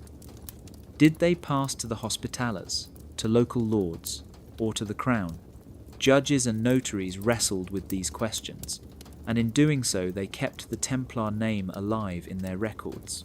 Some cases dragged on for decades. Farmers who had rented land from the temple continued to pay dues, unsure whether they now owed them to the Hospitallers or to the king. Merchants argued over debts once owed to Templar treasurers, debts that did not vanish with the flames of Jacques de Molay. Even centuries later, local archives show disputes where the phrase "formerly of the temple" appears, a ghostly reminder that legal obligations outlive political destruction. The Templars had built a legal identity as strong as their fortresses, and paper, unlike stone, could not be toppled by soldiers. In some regions, old exemptions lingered like forgotten tools. A village might still celebrate a feast granted under a Templar charter, or a road might still be free of tolls because no one had updated the law. These small traces reveal how deeply the order had embedded itself into the fabric of medieval society. To erase them fully would have required rewriting not only history, but the daily lives of thousands. Instead, the law carried them forward, silently testifying to what once had been. This is why historians sometimes call these documents fossils. They are fragments of a body long gone, yet they preserve its outline with surprising clarity. Each charter, each court case, each exemption is a reminder that erasure is never absolute. The king could burn men, the pope could close an order, but neither could erase the ink that had already dried. The laws remembered, even when people tried to forget, and through these legal echoes, the Templars continued to cast a shadow, proving that institutions built in faith and written into parchment have a way of surviving long after their banners fall. Step into a Gothic cathedral, and you feel the weight of stone pressing upward, not downward. Light spills through coloured glass, ribs of stone arch into impossible heights, and every detail seems to hum with meaning. To most, these were houses of worship, monuments to God. But to some, especially to those who remember the whispers of the Templars, they are more than churches. They are storage devices, hard drives of the Middle Ages, places where knowledge was cached in arches and ratios rather than in books. When parchment could be burned and scrolls banned, the safest place to hide wisdom was inside stone. The mathematics of Gothic design were not simple decoration. Every curve, every span of an arch, every ratio between columns and windows carried intention. Builders used geometry that mirrored cosmic patterns. Circles nested inside triangles, squares folding into stars. These shapes were not arbitrary. They encoded principles of harmony, reflections of the heavens brought down into the earth. To walk a nave was to walk a diagram, a space that taught through silence what could not be spoken aloud. Star maps may also be traced in the alignments of certain cathedrals. Scholars have noticed that some were placed to catch the rising sun on feast days or to align with constellations significant in both Christian and older traditions. Chartres, for example, is said to carry a labyrinth whose pattern mirrors celestial cycles, a journey of steps that maps not only pilgrimage but the movement of stars. Whether by design or coincidence, the result is the same. These cathedrals hold astronomy in their very floors and walls, a coded sky preserved in stone. Acoustics added another layer of hidden storage. The way sound moves in Gothic cathedrals is no accident. Chants rise and multiply, words echo into harmonies that seem almost otherworldly. The builders understood resonance, how certain shapes amplify voices, how vibrations linger. In some chapels, a single whisper can travel the length of a hall, while in others, a song becomes layered with ghostly tones. These acoustic tricks may have been spiritual in purpose, but they also reveal knowledge of sound far ahead of their time. And if knowledge can be hidden in echoes, then cathedrals themselves become archives of sonic memory. The Templars were not the only ones involved in building such places, but their connections to architecture and sacred geometry are hard to ignore. Their patronage, their wealth, and their network of masons placed them close to the heart of Gothic innovation. When their written records were destroyed, what survived may not have been in libraries at all, but in naves and transepts, in the blueprints of heaven carved into stone. To this day, cathedrals keep teaching. Historians still decode their geometry, architects still marvel at their ratios, and pilgrims still walk their labyrinths without realizing they are stepping across ancient diagrams of time and space. The Templars may have been silenced, but the cathedrals they touched remain. Hard drives that never lost power, whispering knowledge through stone and light. Among the strangest accusations hurled at the Knights Templar during their trial was the claim that they worshipped a mysterious head. Some called it an idol, a grotesque figure hidden in their halls. Others described it as a bearded face with eyes that glittered like jewels.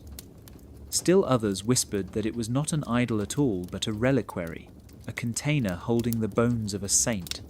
In the records, it appears again and again, the head called Baphomet, or sometimes simply wisdom. To their accusers it was proof of heresy, but to historians it has become one of the most puzzling riddles of the entire story. If it were an idol, it would have been direct evidence that the Templars had turned from the faith, bowing to something other than Christ. Yet no such object was ever produced at the trials. Confessions came under torture, words broken from men in agony, and the descriptions were so inconsistent that they hardly pointed to one thing. Some said the head gave them riches, others that it made the trees bloom and the land fertile, others that it spoke wisdom. It was less a solid artifact than a collection of rumours pressed into shape by fear. The possibility that it was a reliquary makes more sense. The Middle Ages were filled with holy relics, skulls of saints, bones of martyrs, fragments of apostles. To possess such a relic was to hold power, both spiritual and political.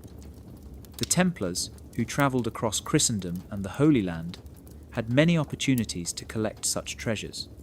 A head-shaped reliquary, gilded and adorned, would not have been unusual. It would have been revered, kissed, and carried in processions.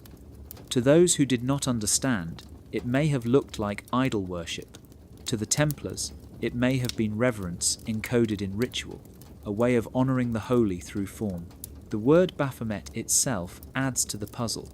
Some argue it is a corruption of Mahomet, a slur used in medieval Europe to describe Muslim faith.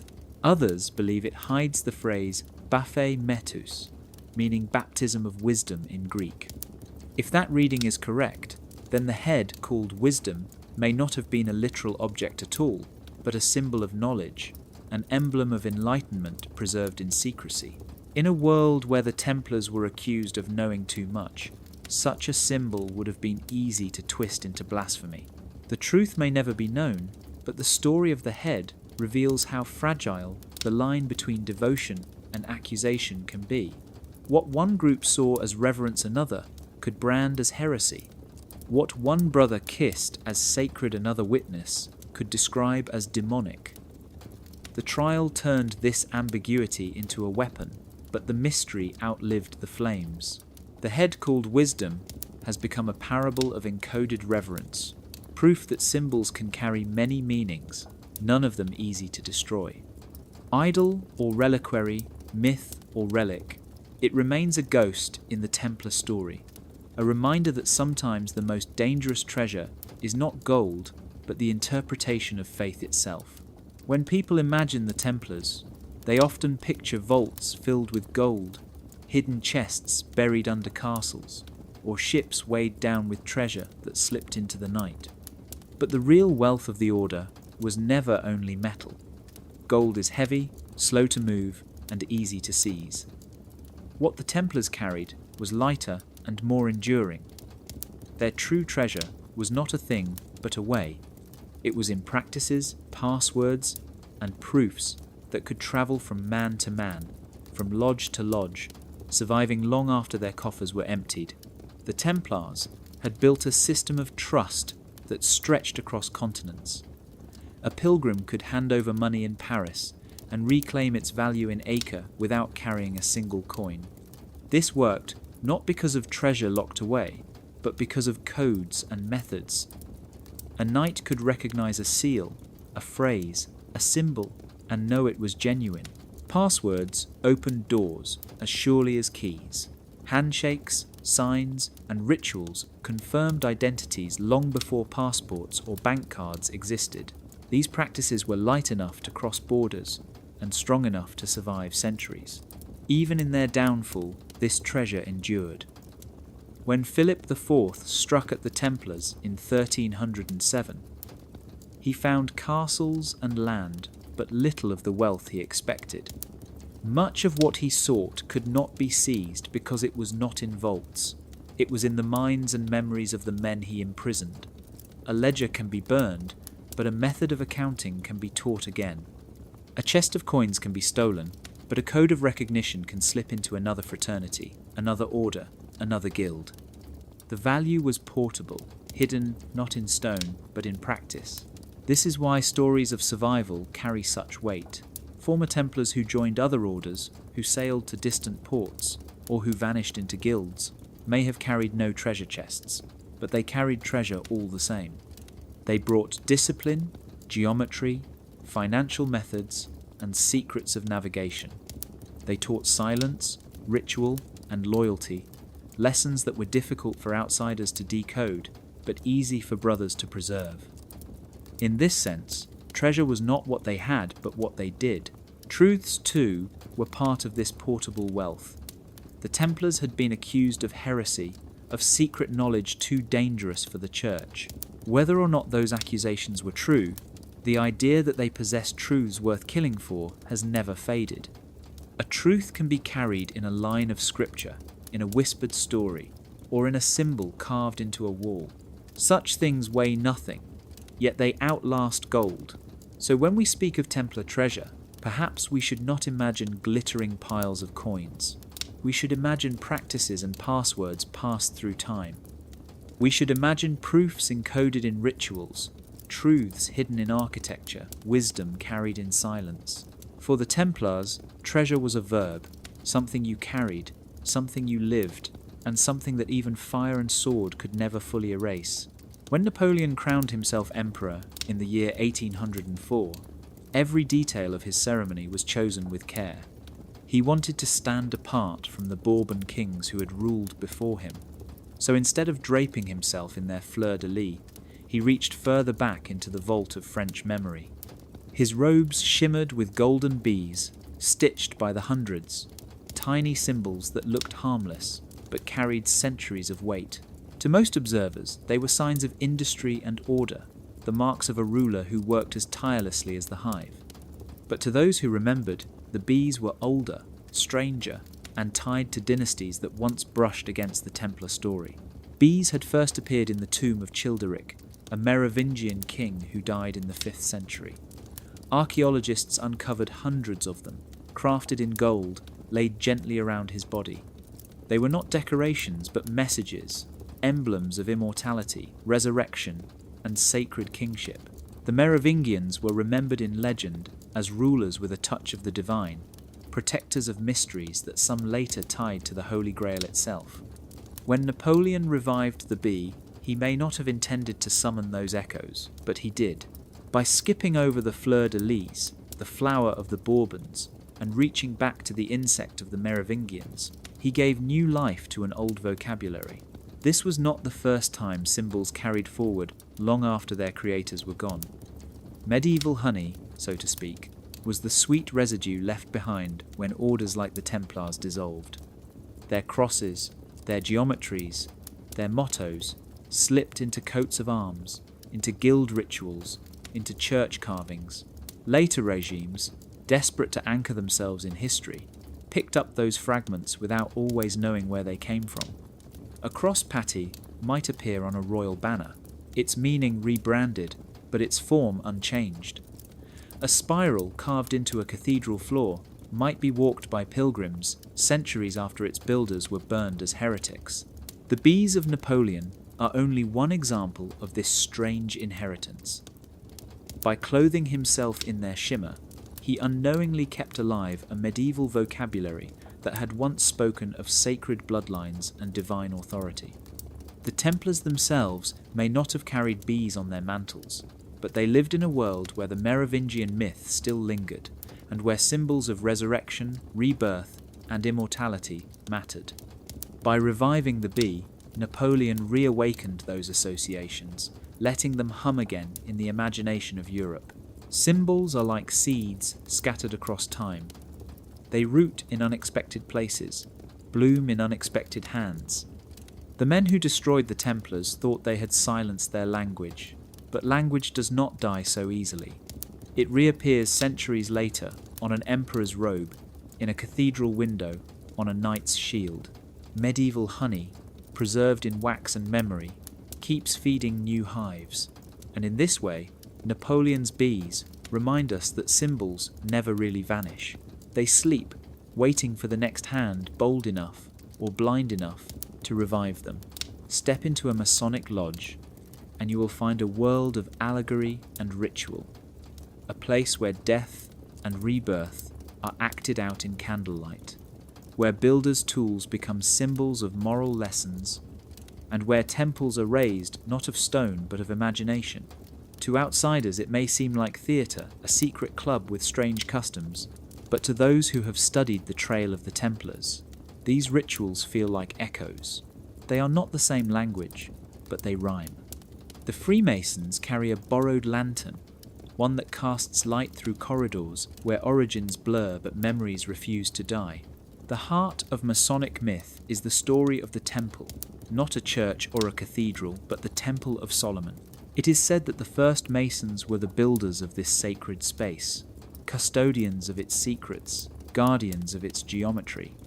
Their central figure, Hiram Abiff, is portrayed as a master builder who is killed for refusing to reveal his mysteries, then symbolically resurrected in ritual. It is a tale of loyalty, silence, and hidden wisdom, a story that sounds uncannily like the fate of Jacques de Molay, the last Grand Master of the Templars, who died at the stake for refusing to betray his order. The two figures are not identical, but their shadows overlap. Allegory runs deep in Masonic practice. Every symbol, from the compass and square to the all-seeing eye, carries layers of meaning. Initiates are taught not just lessons of morality, but lessons of secrecy, of keeping knowledge hidden behind symbols. This language mirrors the coded world of the Templars, who also lived by signs, gestures, and rules too dangerous to state openly. When the Templars were scattered, some of their habits may have slipped into craft guilds, and from those guilds into the structure of Freemasonry. Even if the origins cannot be proven, the parallels are undeniable. Ritual death and resurrection is another echo. In Masonic initiations, a candidate symbolically dies and is reborn, rising with new understanding. The Templars, accused of spitting on the cross during initiation, may have practiced their own shocking rites of death and denial meant to test loyalty. Whether the connection is direct or invented later, the similarity kept the rumour alive. Both groups used ritual as memory, a way of encoding truths in action rather than parchment. Parchment burns. Ritual survives. The blurred origins only add to the allure. Freemasons insist their traditions come from ancient builders, yet their lodges echo with language that feels medieval, that feels like it has brushed against the red cross and the white mantle. Perhaps the Templars did not become Freemasons, but perhaps their shadows passed through the same corridors, leaving behind fragments of geometry, silence, and story. The borrowed lantern still burns. In lodges across the world, men repeat allegories that may once have echoed in castles of the temple. The origins may blur, the lines between myth and memory may twist, but the light still falls on familiar shapes. It proves that once a story of secrecy is born, it does not die.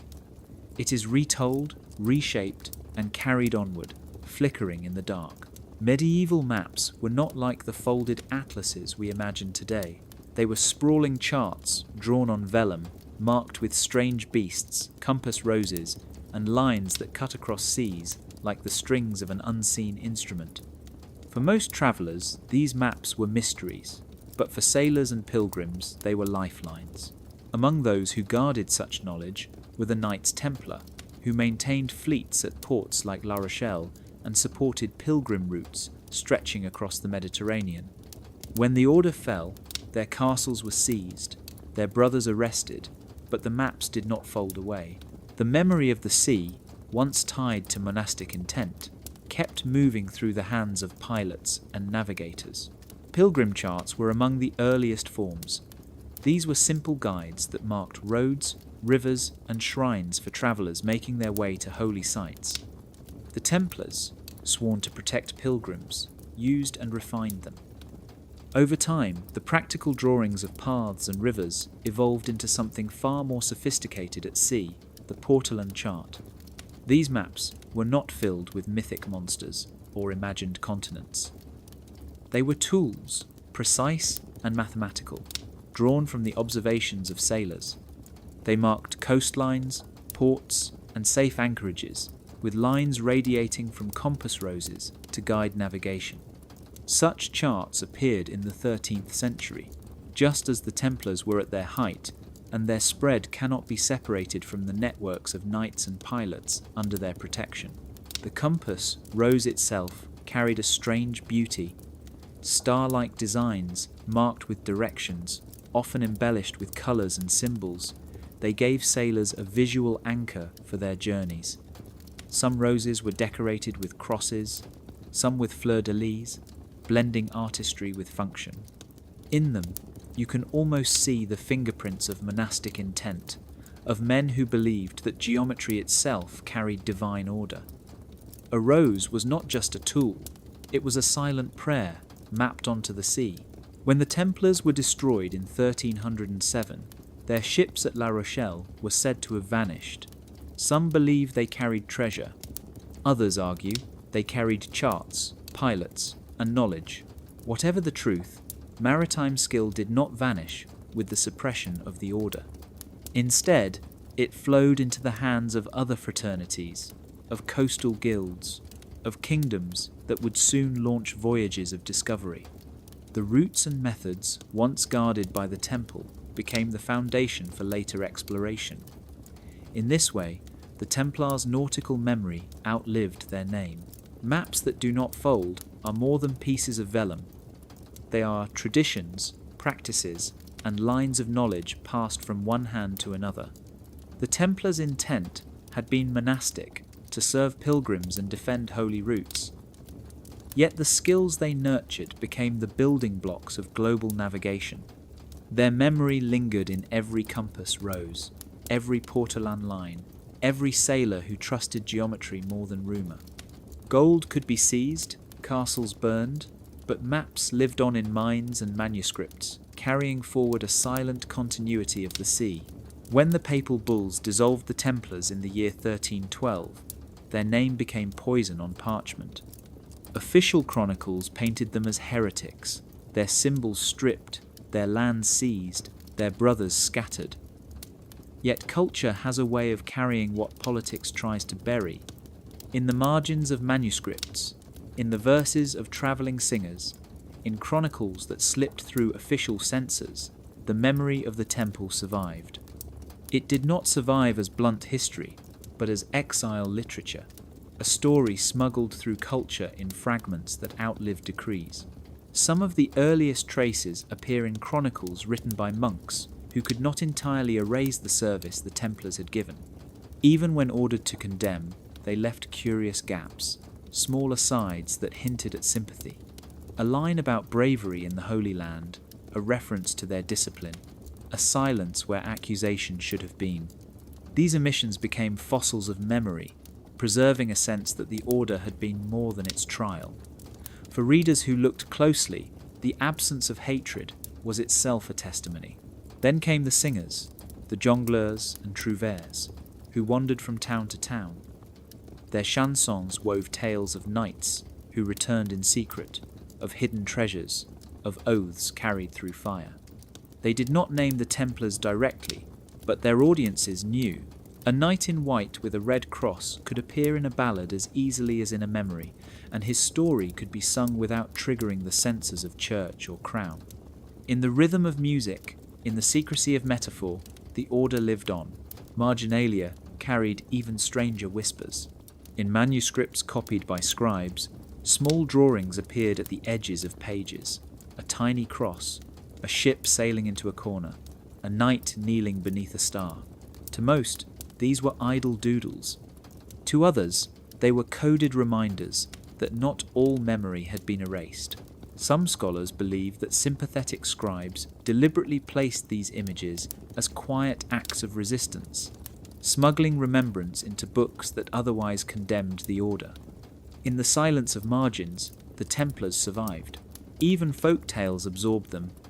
Stories of knights who wandered Europe, cursed yet noble, guardians of hidden relics or secret wisdom, circulated in villages and courts. The church tried to control the narrative, but culture is not easy to police. A story whispered by a grandmother, a song carried over hills, a carved mark on a church bench, all of these were fragments of continuity. The Templars had become characters in legend, not footnotes in law. Exile literature did not preserve the order exactly as it was. It reshaped them, turned them into symbols of loyalty, mystery, and injustice.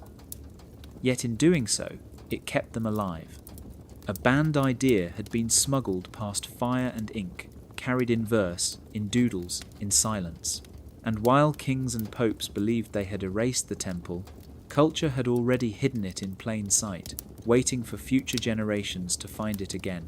When Philip IV of France launched his assault on the Templars in October of 1307, he imagined a clean victory: arrest the knights, seize their wealth, burn their leaders, and erase the order from history. But money does not vanish as easily as names on parchment. The Templars had spent nearly 2 centuries building a financial network that touched kings, nobles, merchants, and pilgrims alike. They were more than warriors. They were bankers, administrators, and money movers. To erase them entirely would have been to tear holes in the very fabric of Europe's economy, and that was a price no king or pope was willing to pay. The problem was simple. Too many people owed the Templars money. Kings had borrowed for wars, nobles for land, merchants for trade. If the order were completely destroyed, what would happen to those debts? Erasing them outright would have meant a windfall for debtors, but it would also have shattered the credibility of lending across Christendom. If obligations could be burned with their creditors, who would trust the next banker, the next order, the next loan? Markets thrive on memory, and the memory of the Templars' system was too valuable to delete. That is why, after the suppression, so much of their financial infrastructure was quietly handed over to the Hospitallers. The papal decree may have spoken of dissolving the temple, but in practice it was more of a transfer. Farms, estates, and treasuries slid from one set of hands to another, ensuring that rents kept flowing and debts kept being collected. The crown might seize a few treasures, but the broader machine of credit and administration kept working. The Templars had become too entangled with the economic bloodstream of Europe to be cut out without killing the patient. Even Philip, desperate for gold, discovered that burning bankers was bad policy. His soldiers stormed Templar houses, expecting piles of treasure, but instead they found ledgers, contracts, and obligations. These were not things he could melt down and spend. They were threads woven into courts and markets across the continent.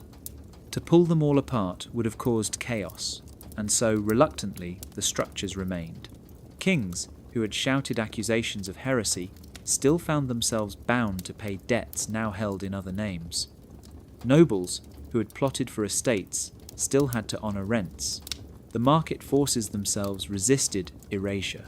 This is the hidden irony of the Templar fall. Politically, their name was erased. Spiritually, they were condemned. But economically, they endured. The same kings and popes who destroyed them relied on the very systems they had built. Erasure would have been too expensive, too disruptive, too dangerous. And so fragments of the temple lived on in the balance sheets of Christendom, quietly shaping commerce long after Jacques de Molay had turned to ash. History likes to imagine fire as final, but fire cannot burn contracts, obligations, or trust. Those are written in the memory of markets, and markets are stubborn. The Templars had made themselves indispensable, and that is why they could never be fully deleted. The papacy of the early 14th century stood at a crossroads, caught in a double bind of its own making. On one hand, the Church thrived on the idea that it was the supreme authority of Christendom, the single voice of God on earth. On the other, it needed powerful allies to defend its lands, its pilgrims, and its prestige in a world constantly shaken by war. The Templars had been such allies, born from papal blessing, charged with defending the Holy Land, exempt from local laws, and answering only to Rome. Yet, the very qualities that made them useful also made them dangerous. By the time Pope Clement V wore the tiara, the order had become a contradiction. The Church could neither fully control nor fully erase without consequences. The problem began with dependence. For nearly 2 centuries, popes had relied on the Templars not just for protection, but for logistics, finances, and influence. They carried letters, guarded relics, and financed crusades. Their network of commanderies spanned Europe and the East, a web that rivaled the Church's own hierarchy. At times, the temple seemed like a second papacy, one built not on theology, but on discipline and gold. To admit this was to admit that Rome's authority rested partly on the shoulders of men it could not fully command. At the same time, fear grew. The Templars' secrecy, their wealth, and their independence began to look less like loyalty and more like rivalry. Whispers of strange rituals, of knowledge gathered in the East, of relics hidden in their vaults, spread through Europe. For some clerics, these were signs of heresy. For others, they were proof of ambition. The Church could not tolerate the idea of a brotherhood that owed it allegiance only in name.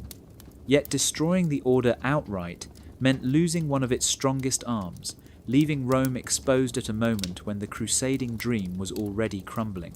This was the bind Pope Clement faced when Philip IV of France demanded the order's suppression. The king's debts to the Templars gave him reason to strike, but he needed papal authority to legitimize the move. Clement hesitated, knowing that condemning the Templars might weaken the Church's own position. Yet to resist, Philip risked war with the most powerful monarch in Europe. The papacy needed the order, but it also needed the king. In the end, it chose survival. The bulls of 1312 dissolved the temple, not because the Pope fully believed the charges, but because Rome could not afford open defiance of France. The irony is that by branding the Templars heretics, the papacy also admitted its dependence.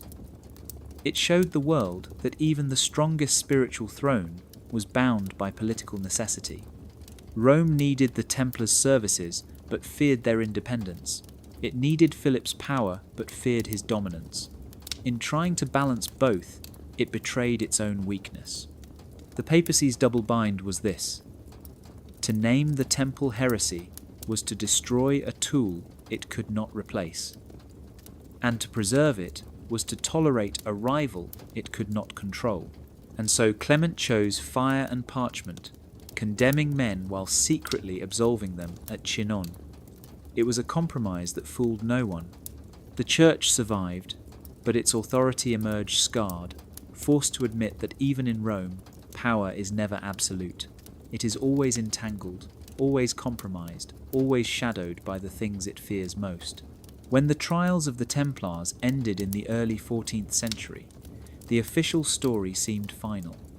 The order was branded heretical, its leaders executed, its properties seized. Yet history has a way of speaking beyond parchment. Long after the confessions wrung by torture had crumbled into dust, the earth itself began to offer testimony.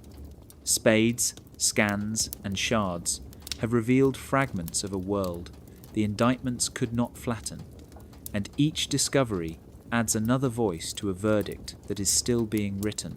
Archaeologists have uncovered commanderies across Europe that show a level of organisation and planning far beyond what the trials suggested. These were not the dens of heretics described in court, but disciplined centres of agriculture, trade, and defence. Excavations at former Templar farms reveal irrigation systems, mills, and fortified barns, evidence of a network designed to sustain more than knights on horseback. The order had built a logistical machine, and the soil remembers even when the records were burned. Beneath churches once tied to the temple, ground-penetrating radar has revealed crypts and foundations laid out with mathematical precision. Some structures align with astronomical events, their windows catching light on feast days, their axes tilted toward solstices. These patterns echo the Gothic fascination with sacred geometry, hinting that the Templars were part of a wider architectural language that encoded knowledge in stone. The indictment spoke of idolatry and secrecy, but the walls themselves suggest something closer to science, a careful weaving of faith and mathematics. Artifacts, too, tell their own stories. Seals bearing the image of two knights on a single horse, coins minted with crosses and stars, fragments of armour etched with curious symbols, all resurface in digs from France to Cyprus. None of these speak of heresy.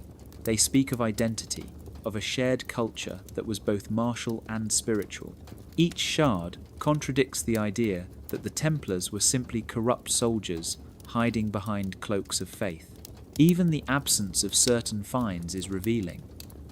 Treasure hoards rumoured by chroniclers have never been uncovered, fueling legends of fleets that sailed away under cover of night.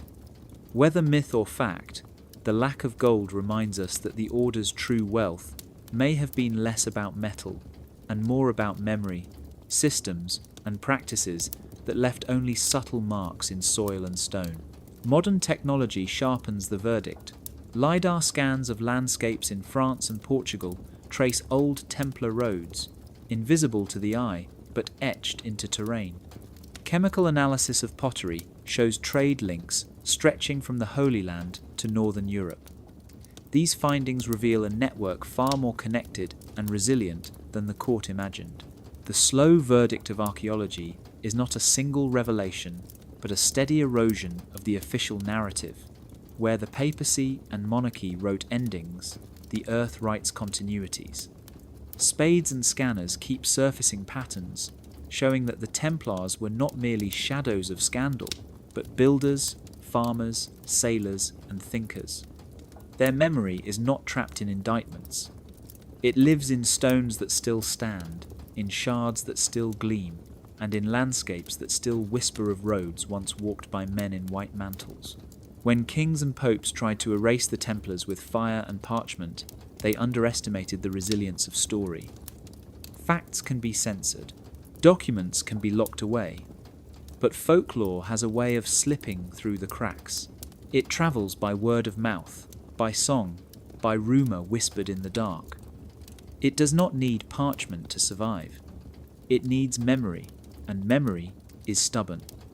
Myth became the fail-safe for the Templar legacy, a backup power supply that kept their image alive long after the last Grand Master had turned to ash. In the villages of France, tales lingered of knights who rode out at night, cloaked in white, guarding hidden treasure or holy relics. Farmers swore they had seen ghostly riders galloping along old Templar roads. In Spain, songs were sung of brothers who vanished into mountains, waiting for the day they would return. These were not facts in the historian's sense, but they carried emotional truth. They said the order could not be destroyed, only hidden, only waiting. Folklore filled the gaps left by silence. The trials spoke of idols and heresy, but the people remembered protectors and builders. They recast the Templars as guardians of secrets too dangerous for Rome or Paris to control. Some legends linked them to the Holy Grail, claiming they had found it in the ruins of Jerusalem and hidden it away.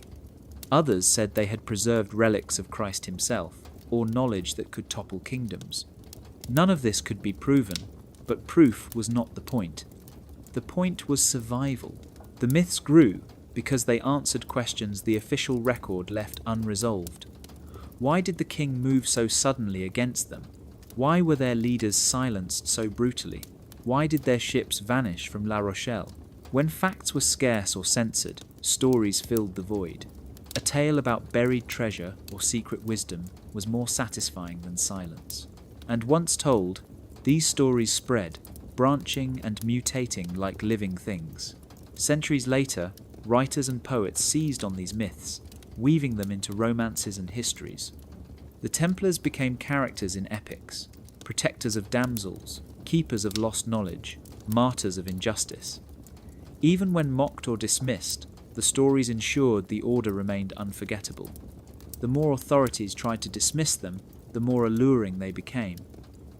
Myth gave the Templars a kind of immortality that no decree could revoke. This is why the Templars still occupy the imagination today. They survive not because of papal bulls or royal edicts, but because myth refused to die. Narrative carried their memory across generations, a current of fascination humming beneath history. When facts failed, folklore took the wheel. When erasure seemed complete, story wrote them back into the world. Myth was not a distortion, but a failsafe, a way of saying some truths are too large to be silenced. Whether those truths were real or imagined hardly mattered. What mattered was that the Templars lived on in the stories, and through those stories they still ride, not in fact, but in legend, waiting in the imagination of every age. By the time the last Grand Master, Jacques de Molay, burned on the Ile de la Cité in Paris in March of 1314, the Crown and Papacy believed the Templars were finished. Their name was cursed, their lands confiscated, their leaders destroyed. Yet history proves that some things cannot be killed so easily. The order had built its survival into the very fabric of Europe, weaving redundancies that outlived suppression. Networks, symbols, laws, skills, and roots each carried fragments of their legacy forward. Together, they made the Templars deletion resistant, a story that refused to vanish even when its keepers were reduced to ash. The first redundancy was the network. Across Christendom, the Templars had commanderies, farms, ports, and fortresses. These were not just military bases, but nodes in a web of communication and finance. When the papal bulls dissolved the order in 1312, these nodes were not burned. They were transferred, absorbed, repurposed. The Hospitallers inherited many, local lords seized others, and still the roads and walls remained. The network was too large to erase, too useful to abandon. Long after the brothers were gone, their infrastructure kept whispering their memory. Symbols formed the second safeguard. The red cross on the white mantle, the round churches modelled on the Temple of Solomon, the seal of two knights riding one horse. These images carried meaning beyond words. They appeared in carvings, in manuscripts, in architecture. Symbols bypass censorship because they are harder to destroy than parchment. A wall can be whitewashed, but a carved spiral or star remains beneath the plaster. In this way, the order left its fingerprints on the fabric of culture, ensuring recognition even when the name was forbidden. The third redundancy was legal. The Templars had been granted extraordinary privileges by papal bulls across the 12th and 13th centuries. Charters exempted them from taxes, allowed them to cross borders, and gave them authority independent of local bishops. Even after their dissolution, echoes of these exemptions lingered in law. Court cases, property disputes, and financial obligations preserved traces of their rights. The law remembered them, even when rulers wished to forget. Skills provided another layer of survival. The Templars had mastered logistics, navigation, banking, and warfare. When the order was suppressed, the men who carried these skills did not vanish. Some joined other orders, some were absorbed into guilds, some became advisors to kings. Their expertise scattered, but did not die. A sailor trained under the temple could teach others. A clerk schooled in their ledgers could continue his craft elsewhere. The skills themselves became a living archive that moved beyond the order's name. Finally, there were the routes. Pilgrim paths, trade lines, and sea lanes they had guarded for 2 centuries. These did not close with the arrests of 1307. Pilgrims still walked to Santiago. Merchants still sailed from La Rochelle. The routes carried memory, and memory is difficult to suppress when it is written into geography itself. What could not be killed was not one thing, but many. Networks, symbols, laws, skills, and routes formed a lattice of survival. Together, they kept the order alive in pieces, fragments scattered across Europe yet bound by a stubborn continuity. The papacy tried to erase them, the crown tried to burn them, but erasure failed because the Templars had built themselves into the very foundations of their world. And when something is woven that deeply into history, it does not die. It waits, hidden in plain sight, ready to be remembered. When people ask if the Templars survived, they often imagine secret orders hiding underground, cloaked knights gathering in midnight chapels, or fleets that sailed off into the unknown. But the real survival of the temple does not look like a corporation rising again after being banned. It looks like an operating system left running even after its creators were gone. The church could not erase them, because the order had already become infrastructure, woven so deeply into Europe that it kept working whether or not anyone still wore the white mantle with the red cross. Consider banking. The Templars had turned trust into a portable commodity. A pilgrim could deposit silver in London and withdraw its value in Acre without carrying a single coin. Kings borrowed fortunes from them, entire crusades were financed through their networks, and contracts were recorded with a precision that made their ledgers more powerful than swords. When the papacy dissolved the order in 1312, those methods did not vanish, they simply flowed into other hands. Hospitallers, royal treasurers, and merchant guilds all borrowed the same tricks. The names changed, but the operating system remained. Architecture tells a similar story. Round churches, modelled on the Temple of Solomon, octagonal chapels, and geometries, aligned with the heavens, kept teaching long after the order's fall. Builders copied what worked. Pilgrims still prayed in spaces designed by Templar minds. The structures became teachers, silent tutors of proportion and light. Even when stripped of their original patrons, they continued to transmit the knowledge encoded in stone. Infrastructure remembers, and cathedrals remember best of all. The legal framework was another piece of the system that refused to die. The Templars had been granted sweeping exemptions by papal bulls across the 12th and 13th centuries. These privileges allowed them to move across borders, collect rents, and operate outside the control of bishops and kings. When the bulls of suppression came, the rights could not simply be erased. They had already shaped expectations of how orders and institutions could function.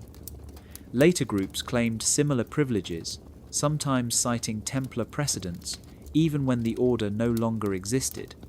Law has a long memory, and it carried pieces of the temple forward. What emerges from this picture is not a secret society lurking in shadows, but something far stranger. The Templars became part of the DNA of Europe itself. Their methods for managing money, their logistics of roads and fleets, their symbols etched into heraldry, their legends carried in songs and stories, all of it lived on like code running quietly in the background. The church could condemn men, burn leaders, seize castles, but it could not uninstall the operating system. That is why the Templars remain a problem for history. not because they survived as a corporate body, but because they survived as a pattern, a way of organizing power, wealth, and meaning. They became roads, rules, habits, and stories. To erase them entirely would have required erasing pieces of Europe itself, and that was impossible. The order after the order is not a shadow army or a hidden council. It is the infrastructure of the world they helped build, still humming beneath the surface, reminding us that some legacies live not in names, but in systems that refuse to die.